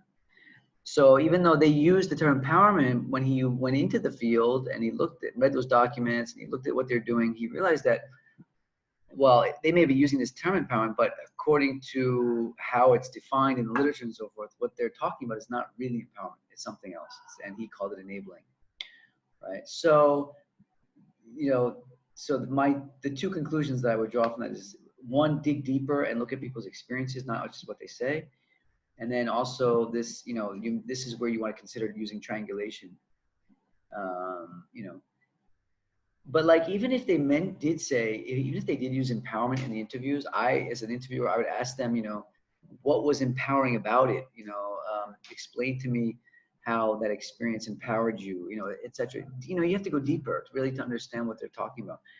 People throw out terms all the time, but what they really mean by those terminologies is your responsibility to find out. Okay? Nadira, is that okay? Okay, thank you, Prof. Sorry. Is that clear? Yeah, I think that's clear for me. I don't know. Okay, all right. Okay, so let me turn this off here. Now, let's move to our exercise for today. So I wanted to really get us into doing some coding, some analysis today. And so assignment 2, let me just run you through assignment 2, because that's what we're going to actually be starting our work on today. And this is from Pucha Blast. If you go to the assignment section, under the assignment 5, data analysis codebook, these are the instructions to it. So you can get this from Pucha Blast. All right. And so it says there on the class blog, actually this is old, this is from my my introductory class before we had Pucha Blast. On the class blog, or Pucha Blast, I have posted 3 full interview transcripts from a study on how female undergraduate students in the United States make decisions about courses and careers in STEM, science, technology, engineering, and math. Using these transcripts, you're required to produce a code book resulting from analysis of the transcripts. So you're going to actually analyze these transcripts, these 3 transcripts. They're only about 10 pages each. They're not very long. Analysis should be conducted according to the general interpretive approach. Okay, so we didn't use this article this semester in this class, but basically it's what we were talking about last week with the codebook development. Okay, I'm going to show you again the example here of the codebook. So you're going to use that codebook approach to develop, to do the analysis of the 3 transcripts. So the study that produced the transcripts had 1 main research question and 3 sub-questions, okay? So you're going to conduct your analysis based on these 3 sub-questions, 3 sub-research questions, okay?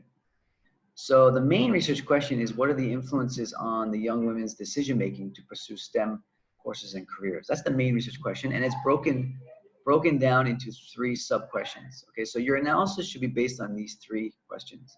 What influenced their choice of college to attend, okay? So in the US, they don't refer to it as university, they refer to it as college, okay? So you go to college, you don't go to university. Okay, so what influenced their choice of college to attend? What influenced their choice of classes or courses to take? And then what influenced their choice of future career, okay? In your code book, each code book should contain a category name, okay, category definition, and then codes for each category, and then a quote or data from the transcripts to support each of your codes. All right, so we showed the code book last week. This is an example of what it would look like. Okay, so here you have the category name, the definition of the category, and then the code. Okay, so A, B, C, D, each of these are individual codes. All right, and then you would have under each of these codes, you'd have a data quote here. All right, so this is just an example. So category 1, learning preferences. Okay, category 2, support. Category 3, ideal teacher. All right, and so for example, ideal teacher is defined as the stated attributes of what the student likes or does not like in a teacher or professor and their role in contributing to the student's appreciation of a class or subject. So the ideal teacher explains things easily, is fair, is likable or nice, makes the subject come alive, is interested in the course content, and is knowledgeable, okay? So these are called codes that come from the data, okay? And then these are the codes that support the category here, all right? And this is the definition. Now, why are definitions so important? Because the definition here determines whether the code that you come up with from your analysis fits under this category, okay? So to understand all that in practice, let's start by analyzing our first transcript. Now, I think I asked you last week to download the 3 transcripts from Putra Blast. I've also just WhatsApped it in the group. Okay, if you go to the group, if you go to your WhatsApp, all right, you'll see in the WhatsApp group, there's a transcript from Michelle. That's the first transcript we're gonna be working with, all right? I'm gonna bring up Michelle here. So if you can either get it from Putra Blast in the assignments section, all the 3 transcripts are there, or you can download it from WhatsApp directly. Okay, but this is what the Michelle transcript looks like. Can you all see that? Okay. So Michelle's interview here is, yeah, it's about 9.5 pages. Okay, and so what we're gonna do is we're gonna go ahead and I'm gonna let you guys go and try and analyze the first research question. Okay, today we're gonna try to do this together. We're gonna try and analyze the first research question, starting with Michelle's transcript. Okay, so if you remember, jumping back to the assignment, the first research question is, what influenced these girls' choice of college to attend? Okay, what influenced their choice of college to attend? Okay. All right. So I'm going to give you a hint to make this, because this is an exercise for the class. I'm going to give you a hint, and I'm going to tell you that you only need to analyze and go through the first, let's just say the first 2 pages of the transcript. The answer to research question 1 is in the first 2 pages, all right? But I want you to go ahead and try and code this, for this first research question, what influenced Michelle's choice of college to attend? Try and go ahead and code it and see what codes you come up with, all right? And then we will compare, our findings, okay? So I think maybe 15 or 20 minutes, you should be able to do this. If not, if you need a little bit more time, that's fine. But we'll start off, I'll give you about 15 or 20 minutes, and then I'll check in with you after that. Okay? Is that cool? So please go ahead. Yeah, go ahead and download it either through Pucha Blast or through WhatsApp, and then you can work on it on your own. And then we'll find a way to share our findings once we do it. Okay. So go ahead. Take about, like I said, take about 15 or 20 minutes. I'll check in with you soon. All right. If you have any questions, just shout them out. I'm here.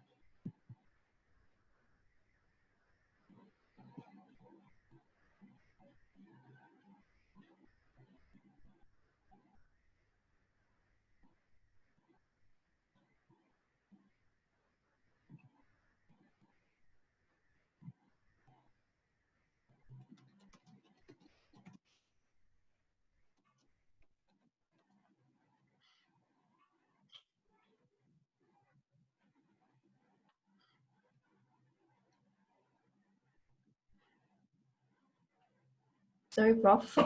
Can you show us the research questions again? Oh yeah, I'll put up the research question. Yeah. Yeah. Sorry. Since you all have the transcript, there's no need for me to show that. Okay.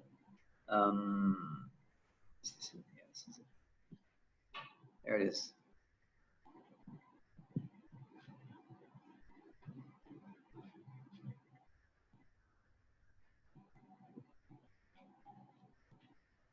So just do the first research question to start with, okay?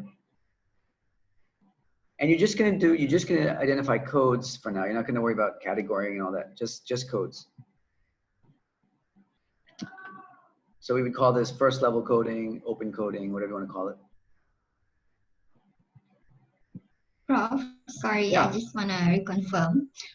So the first research question, is it what influenced their choice of college to attend, or is it the main question, what are the influences No, see, of young women's? Yeah, see, a main question, anytime you see a main question with sub-questions, what that means is that they're asking a main question, but the main question is broken down according to those sub-questions. So what you're really answering is the sub-questions. And the the combination of those findings of those sub-questions is what answers the main question. Okay, thank you. Yeah, so analyze for the sub-questions.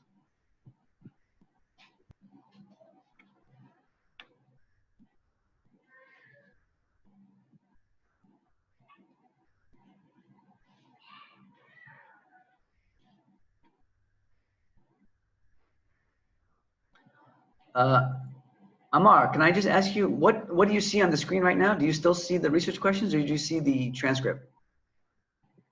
Research question. Oh, you still see the research question. Okay, I'm just checking. Yep. Thanks. But Prof, I did share the research question and transcripts in the conversation. So yeah, I saw that. Thank you. Yeah, okay. Great. Thank you so much.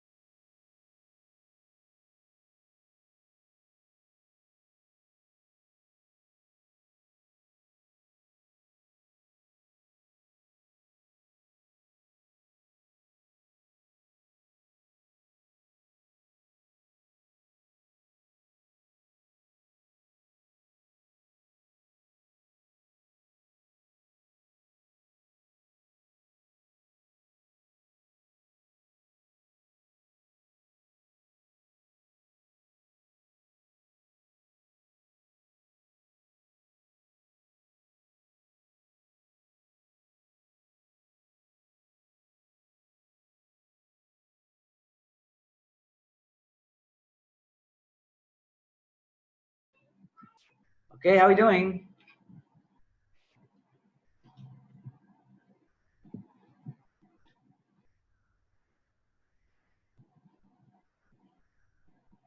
Guys all finished? Asia? No. Okay, how much more time do you need? 2 more minutes, 3 more minutes?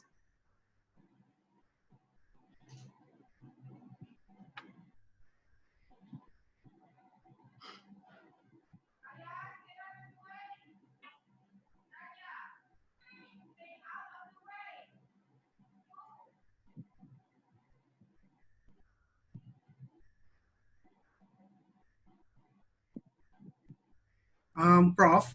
Yeah. I have a question. Yep. I don't know whether this is related to the transcript or not. So the question is what influenced their choice of college to attend? So when it comes to making choices, it's actually happening before or prior to attending college. So are these so-called experience that came after attending can be seen as part of choices making prior to college attending? Yeah, excellent question, Amar. Because Sorry. a lot of people they neglect to ask that question, and then they go and they actually analyze the data wrong. So yeah, be sensitive to the research question. So here, what they're asking for is their choice prior to actually entering college. Okay. And so maybe I don't know if people are done or not. No one's really answering. So let me hold on. Let me show the data first here. So if you look at Michelle's transcript, right? It's always good to start with something called structural coding whenever you're going to start analysis of a transcript, because structural coding will help you to, you know, in a transcript, you have all this data, right? But here you're only looking at the data that's relevant to research question 1. And typically in your research interview guide, sorry, in your interview guide for your study, you're going to break up your questions according to research questions. So for example, if your study has 3 research questions, usually like in your interview guide, the first 4 main questions will be pertaining to research question 1, maybe the next 3 or 4 will be research question 2, etc. So the first thing you're going to want to do is you're going to want to go through the transcript and identify all the data that's relevant to research question 1 and just structurally code or block off that data. So for example, if you look at the Michelle's transcript here and the question about attending college, you'll see that on line 22, the interviewer, this woman named Gemma, she asks, okay, why did you choose Wellesley College? Clearly, that is the key. That is the key to that first research question, because that's what the research question is about.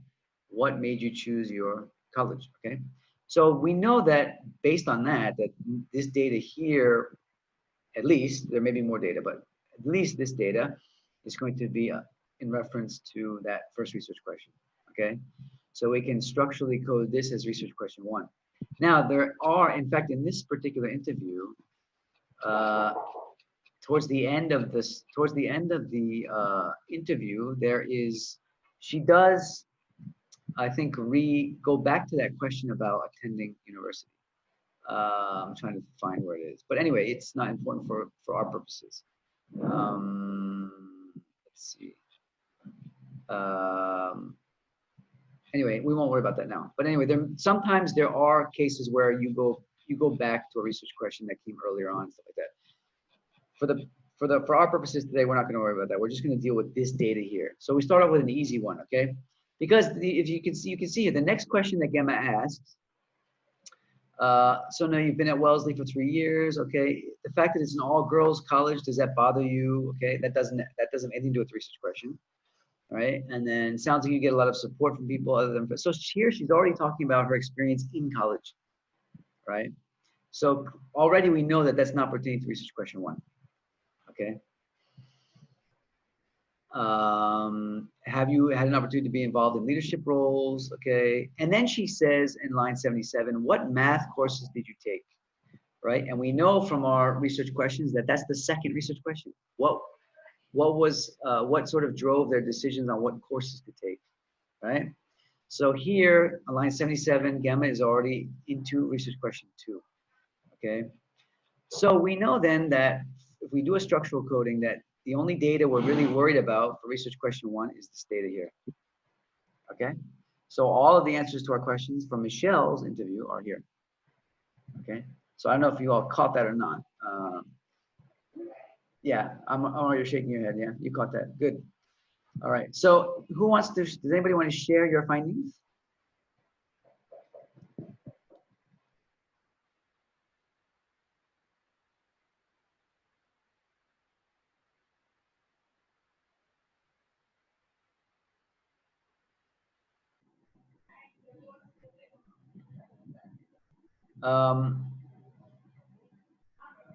Anybody want to share what your codes from your analysis?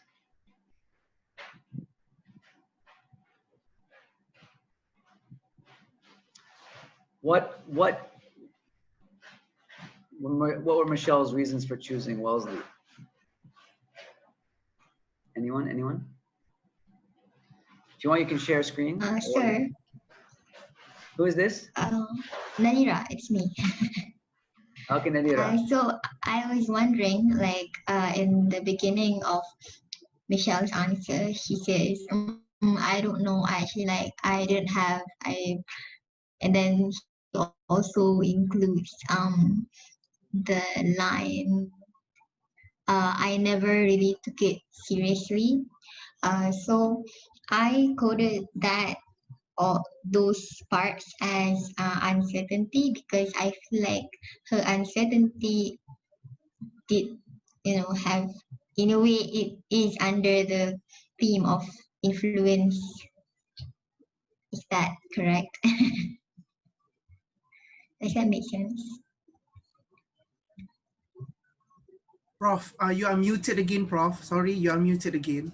Oh, okay. So that's why he's so quiet. I'm like, what am I doing? Yeah, so that's an excellent observation, Nadira. Yeah, I mean, that's definitely, I think it is an influence. Maybe it wasn't a main influence, but clearly there's something there about Michelle where she wasn't, she wasn't that clear about what the process and what really helped. Yeah, I mean, and this is true of a lot of young people. In the beginning, they're not really sure. They don't really have a system. They just sort of wing it and then, okay. So yeah, there's definitely evidence that she's uncertain, okay. And then what? What came next for you, Nadira, after that? After that, I coded community because it says there that her father had gone to a grad school, blah blah blah, and then the church group. So I just compiled in a way that under community, and that in a way also had an influence, even though she said that she didn't take it seriously. Okay. Prof, you're muted. No, I caught myself that time. I caught myself. Okay, so can you see my highlight? Can you see that I've highlighted this text here? Can you see that? Yeah. Okay. Right. So the next one. Now, this is where you need to read very carefully. Okay, and this is true of all data analysis and qualitative research. You have to read very carefully. Okay. So she says, and my parents, my dad, had gone to grad school at MIT. So again, this is U.S. context. So if you're not familiar with the U.S., you won't realize that MIT, Massachusetts Institute of Technology, is in Boston. Okay. So she says, my dad had gone to grad school at MIT, and they had led a church group, a small church group in the Boston area, and they would also tell me, oh, the Wellesley girls were the smartest and prettiest. We want you to be a Wellesley girl. And then she said, I never really took it seriously, but I applied anyway. Now, she says I never really took it seriously, but the fact that she's mentioning that her parents said it, right, is clearly an influence of the parents. Okay, clearly an influence. The strength of the influence, we're not worried about. We just want to know what were the influences. So the fact that she's mentioning her parents said that and so forth, clearly that's one of the influences, all right? So it's not so much community. She's not really talking about the community. She's really talking about the parents. Because she says, my dad had gone there. They led a small church group in the area, and they would tell me, Now here we're assuming they means the parents. Okay. Oh, yes. Okay, so we don't. So that's clearly an indication that it's the parents that influenced her. All right. So again, you got to really read the data very carefully. Okay, but yeah. I mean, the first time I read it, I was also kind of, the way she speaks is not really that clear, so you have to sort of read between the lines. So, okay. So what was next for you, Nadira? What else? The next one for me was financial support, but Okay. then I'm like, she said it just kind of turned out that they were like giving me the most financial support. So they here, does it mean the college or her parents? So I was like a bit confused at that one. Yeah, no, she's Is it talking the about the college. church? No, she's talking about the college, Okay. Wellesley. So like in the US, they give what's called financial aid. It's like scholarship. So she's here because she's there. The question was, why did you choose Wellesley College? So she's saying here, it turned out that they, meaning the college, gave her the most financial support. So yeah, it's definitely referring to so it's financial support from the college or financial aid. Yeah. So you're right. Okay, good. Next one. The next one was for me was the part where she said I was interested in being near Boston. Yeah. But I'm not really sure what keyword I should use there because I'm just assuming that Boston is her hometown. Not sure. Yeah, everybody makes the same assumption. In fact, I did too. Actually, all these girls were from another state, or actually the state of North Carolina. So it's not her hometown. But again, I think she had an interest in Boston. Her dad went to school there, and all that. The parents spent time there. So who else? Anybody else code? Did any of you code this? How did you code this one? I coded the same way, near to Boston. Near to Boston. That's fine. Yeah, near Boston. You could code it near Boston, and that would be called an in vivo code, where you're just using the actual text itself. Yeah. So yeah, location. I see Dalia has location. Location is fine as well. I'm looking at the code. Drummond has uncertainty, parents, influence. Yeah. So I think those four, and uncertainty. You can go either way with uncertainty. Definitely definitely there was a level of uncertainty. Whether you could call it an influence or not, who knows? But it's always best in the beginning to overcode rather than undercode, right? So if you think it might be important, code it. Later you can always. I also, sorry. Go ahead. Sorry, I just wanted to say I also coded the fact that she said the only thing that was like kind of weird for me was the fact that it was all girls, because I feel like that also has an influence in a way, because she said that she felt it was weird, so it did have an influence on her decision later on. Yeah, I mean, actually you could also look at that as uncertain, because she says here, the only thing that was like kind of weird for me, meaning she had a hesitation about it. Yeah, hesitation. Yeah. Right? It was all girls. But I decided it wouldn't be too hard, so I went over and I loved it. And I found that I loved it. So yeah, I mean, you could definitely include that in your uncertain code. So you would code. I did. Yeah, so you would code this as uncertain as well as this. But she overcame that uncertainty as well. So it's it's one of those things, like if it was me in the beginning, yeah, I would code it just because I think it might be important. Yeah. Okay. So Drummond has there, he sort of summed it up for us there. 1, uncertainty. 2, parents' influence. 3, financial support. And 4, location or near Boston. I think those would pretty much be Michelle's influences on her choice of attending Wellesley. Okay. So any questions about that? Does anybody have anything else? Anything different? Anything you want to share? Anyone else?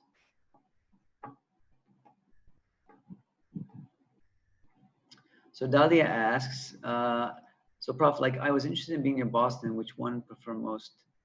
General as location or coded as specific when in Boston? It really, you can code it either way, Dalia. It's really up to you. I always prefer, when I do my initial level of coding, I always try to be as close to the data as possible, because later we'll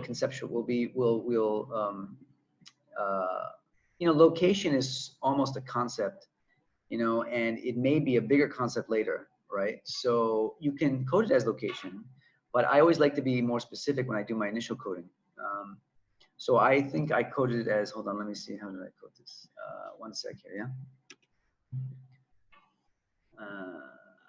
Java.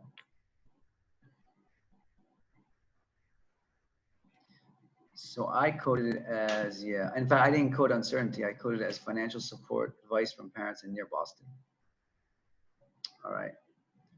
So this is, there's these other transcripts I didn't give to you guys. I used these for a different class. But for Michelle, there's these three. But just to show you how we build, for research question one, how we build our code book, how we build categories. So for example, the first interview with Michelle, we had these three codes that we just did, okay? There was another girl, young girl that we interviewed. We analyzed her transcript called, her name was Haru. And she listed these codes for hers in terms of choice of university to attend. So she mentioned proximity to home. She wanted to be near, close to home. She also mentioned the perceived quality of the university was important to her. And then she wanted to be away from her high school friends. She wanted like a new experience. She wanted to meet new people, you know, a new social environment. And then she also mentioned specifically she wanted a new environment as well. So I coded those separately, right? And then the third young woman, Mary Catherine, she mentioned several codes in her interview. One, she mentioned that the university that she went to, she saw it as a prestigious degree, you know, like going to Harvard, or, you know, it's a very prestigious degree. And then also she had family members that went there. So I call this legacy, the family legacy. In the US, we call it family legacy, meaning that you had family members that also went there. Okay. And then also the school she chose, which is Notre Dame University, is a Catholic university. So to her, it was very important to be in a religious kind of, you know, environment. So there's a religious community aspect. She also found the students there to be very intelligent. That attracted her as well. She found it was not a very competitive environment. So it wasn't like one of those pressure cookers with a lot of stress. She liked that it wasn't very competitive. She liked the fact that the students were very modest in terms of how they behaved, how they dressed and stuff. She liked a lot of sports, and this university had a lot of sports activities. And then she found that the quality of the education was very good as well. So Mary Catherine, she mentioned several things here. Okay. And so you can see from all three of these, and you can see that they're very different, right? But when we look and we try to combine these into categories, so we have our codes here, and we want to combine, you can see on the right here, we can begin to actually categorize these, okay? So for example, one category here is family influence, all right? So we have advice from parents here as a family influence. And we also have Mary Catherine mentioning family legacy. Okay, that's also a form of influence, right? The fact that her family also went to the university. So we've placed these two codes and together, and we've created a new category called family influence, all right? And this is how we build conceptual categories from codes, all right? So we start off with these, this is our list of open codes or initial codes. And now we're gonna begin to build our code book by combining codes into categories. Okay, so we have family influence. That's the first category. Okay, now if this was a full code book, I would now, in addition, I would also provide a definition. Okay, so, and whatever the definition would be based on a combination of these codes. All right, so then I would provide a definition.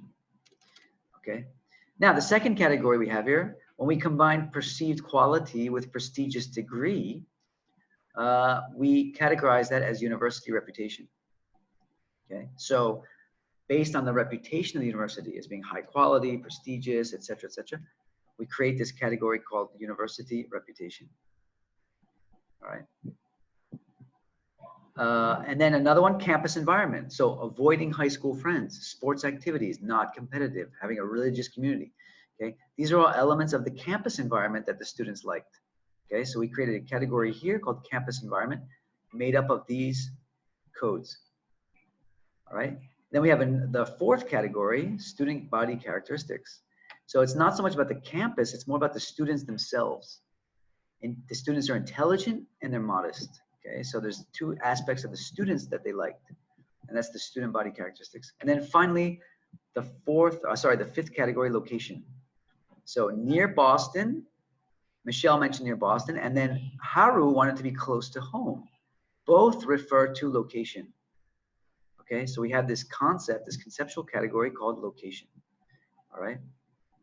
So, yes, so you can see clearly here from this example, I think, that once you have begun to do your open coding, okay, so this is interview 1, Michelle, interview 2, Haru, interview 3, Mary Catherine. Even from the first 2 interviews, you can begin to build up your code book, your list of categories and codes as such, okay?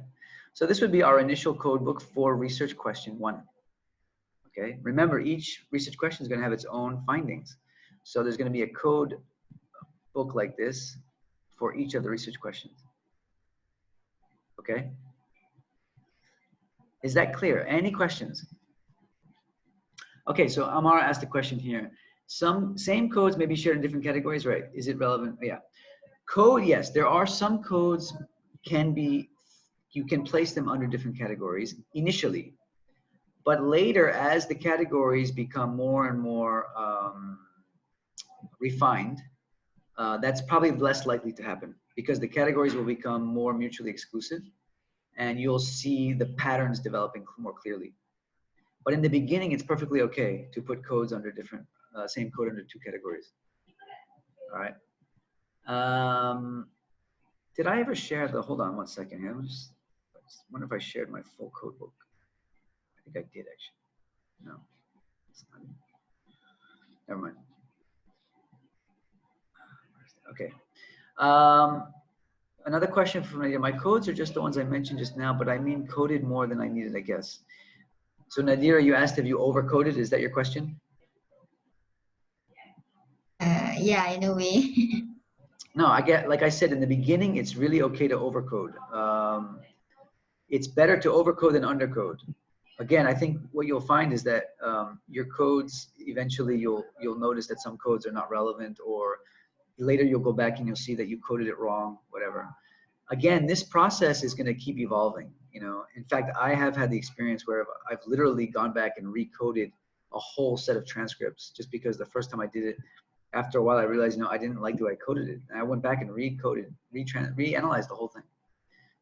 So it's really an evolving process, and you're going to have this constant, you know, things will constantly be changing.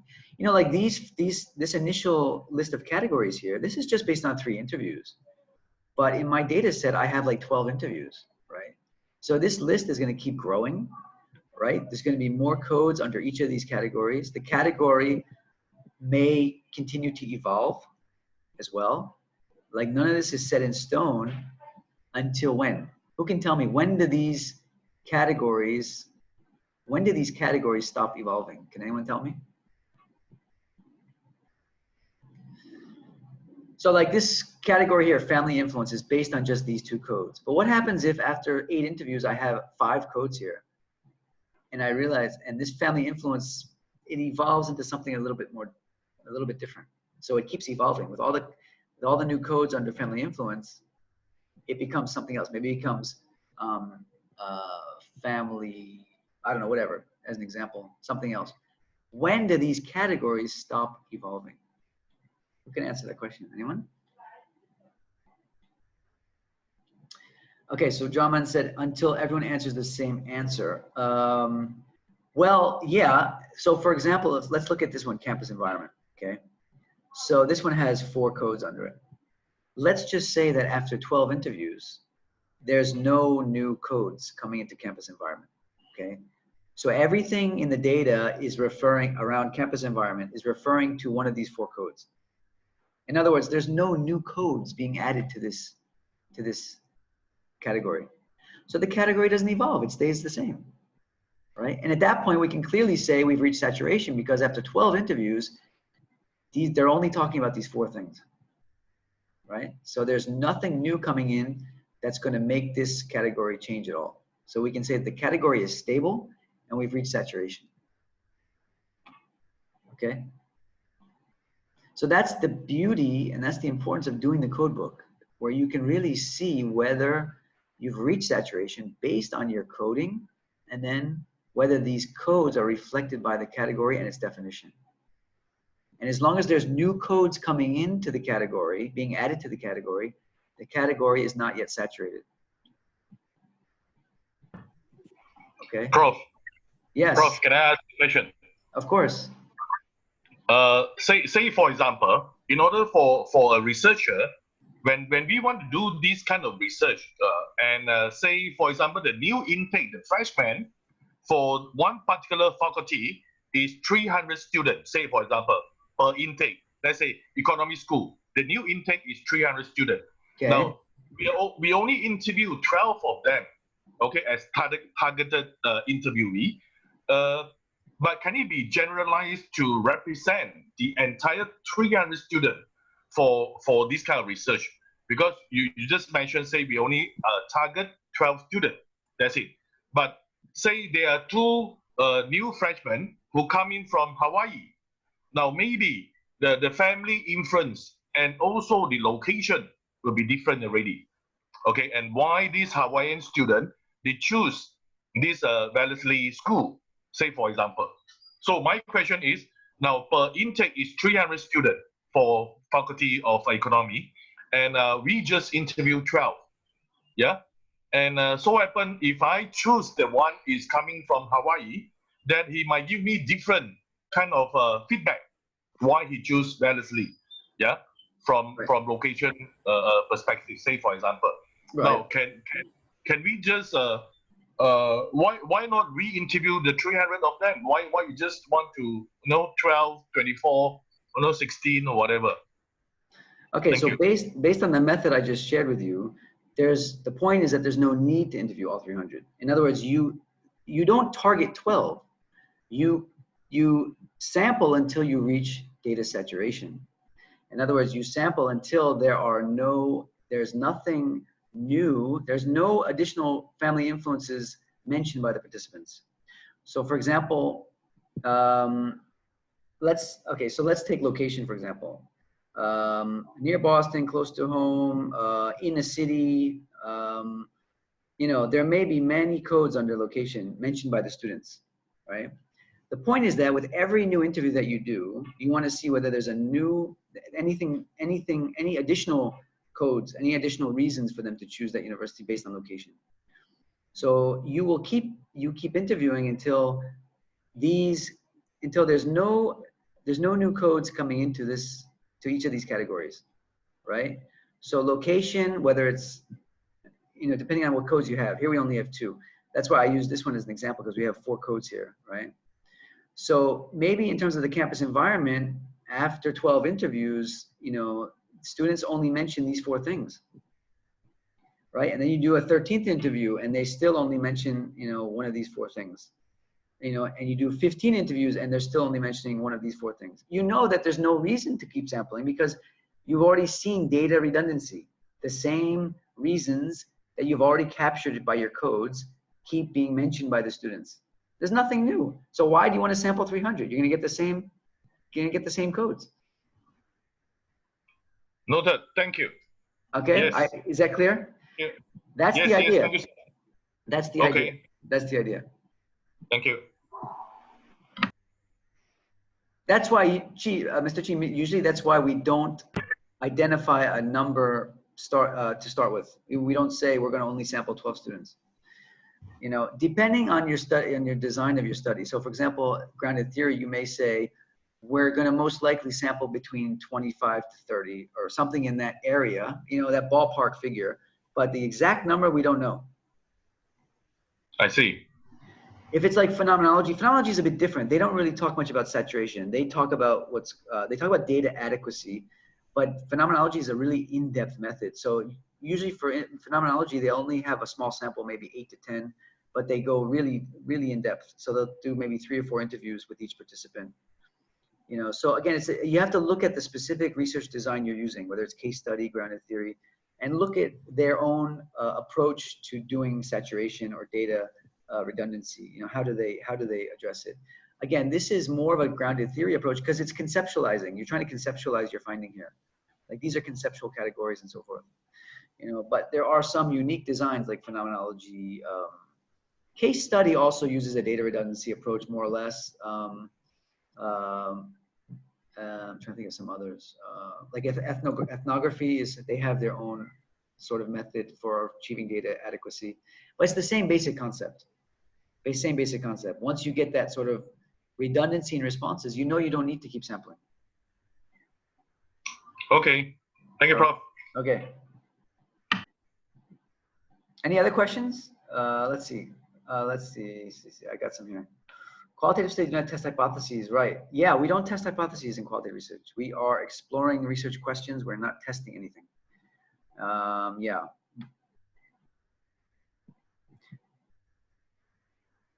Right. So generalization, okay, generalization, don't think of generalization as a yes or no thing. Generalize or don't generalize. It's true. Our goal in qualitative research, the goal is not to generalize. However, you can generalize to a certain degree. For example, you can say, based on the characteristics of the sample included here, we can generalize to this, to the extent that the sample that, so for example, if I'm a teacher in a secondary school in Kelantan, and I read a study about a secondary school in Kelantan, I may be able to use some of those findings in my own setting. We call that reader generalizability. So that's the generalizability from the reader's perspective, based on the similar characteristics of the study to the reader's situation. So we don't generalize from the research perspective. We allow the reader to generalize based on their own perspective, okay? So no, so we do not attempt to generalize the way quantitative studies attempt to generalize. Prof, sorry, can you repeat? Across a population.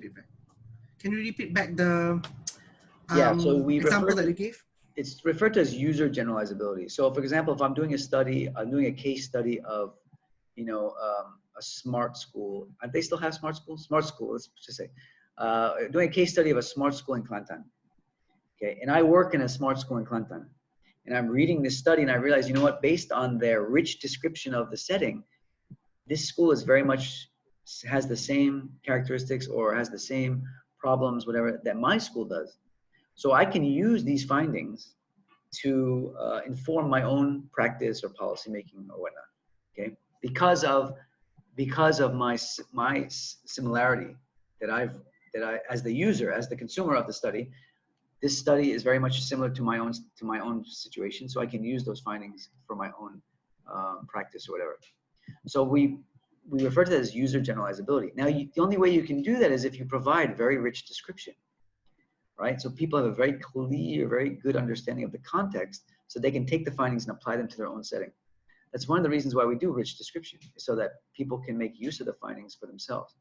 But the generalization is not from the researcher's perspective, it's from the reader's perspective. The other thing is that, for example, like Chi, you're doing a case study. Now, if you're doing a single case study, as opposed to a multiple case study, obviously there's more generalizability in a multiple case study, right? If you have findings across 3 urban, what is it called? Urban farming. Urban farming. So you have, if you've developed or if you've arrived at findings from 3 different urban farming companies or whatever, practitioners, there's much more generalization involved in that than a single case study of just one, right?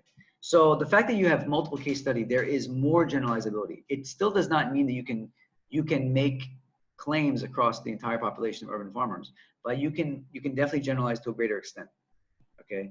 So don't think of generalization as an either or thing, like you can generalize or you can't. It's more of a continuum. It's to what extent can you generalize? So of course, the larger your sample, the larger, you know, the number of cases you have, of course you can generalize more. Thank you, Prof. Okay. Anything else? It's already after 6. I'm keeping you overtime. We're in injury Prof. time now. Yes, Amar. Sorry, you were saying that you want to explain on don't force your data. Don't force data something? Yeah, so for example, like here, the data forcing would be like, I have my, like here, I'm on the right side. I have my initial code book, okay? My code book after 3 interviews, it's developing here nicely. Say I come across a quote that talks about something about university reputation, right? But it doesn't really refer to quality, but I code it and I put it under quality, right? Just because I want to make it nice and neat, you know? Like there's this quote in the data and I'm not really sure where it goes. I'm not really sure. So I'll just put it under perceived quality, even though it really doesn't reflect perceived quality. you're just trying to get it done. You're just trying to code the data so the data has a home. You're just trying to get through the process. So you're just forcing all this data into these codes, even though it doesn't really fit there. So rather than waiting and just being patient and wait until maybe that category emerges later, so then you can go back and code it again, right? You're taking all this data and you're putting it under codes where it doesn't really fit. That's data forcing, okay? So the key is to be patient, just wait. If the category doesn't exist yet, or if you're not sure where the category or where the code goes or where the data fits in just keep it in the KIV, wait, be patient, okay? Because usually it'll emerge at some point later on. There'll be a category that develops from that or something. So basically, essentially, just wait. If you're not sure about something, just hold on. The grounded theorists have a very nice saying. They say you have to have trust in emergence. In other words, as you go along, the more data you collect, things will start to emerge. Those patterns will emerge naturally. You don't have to force things.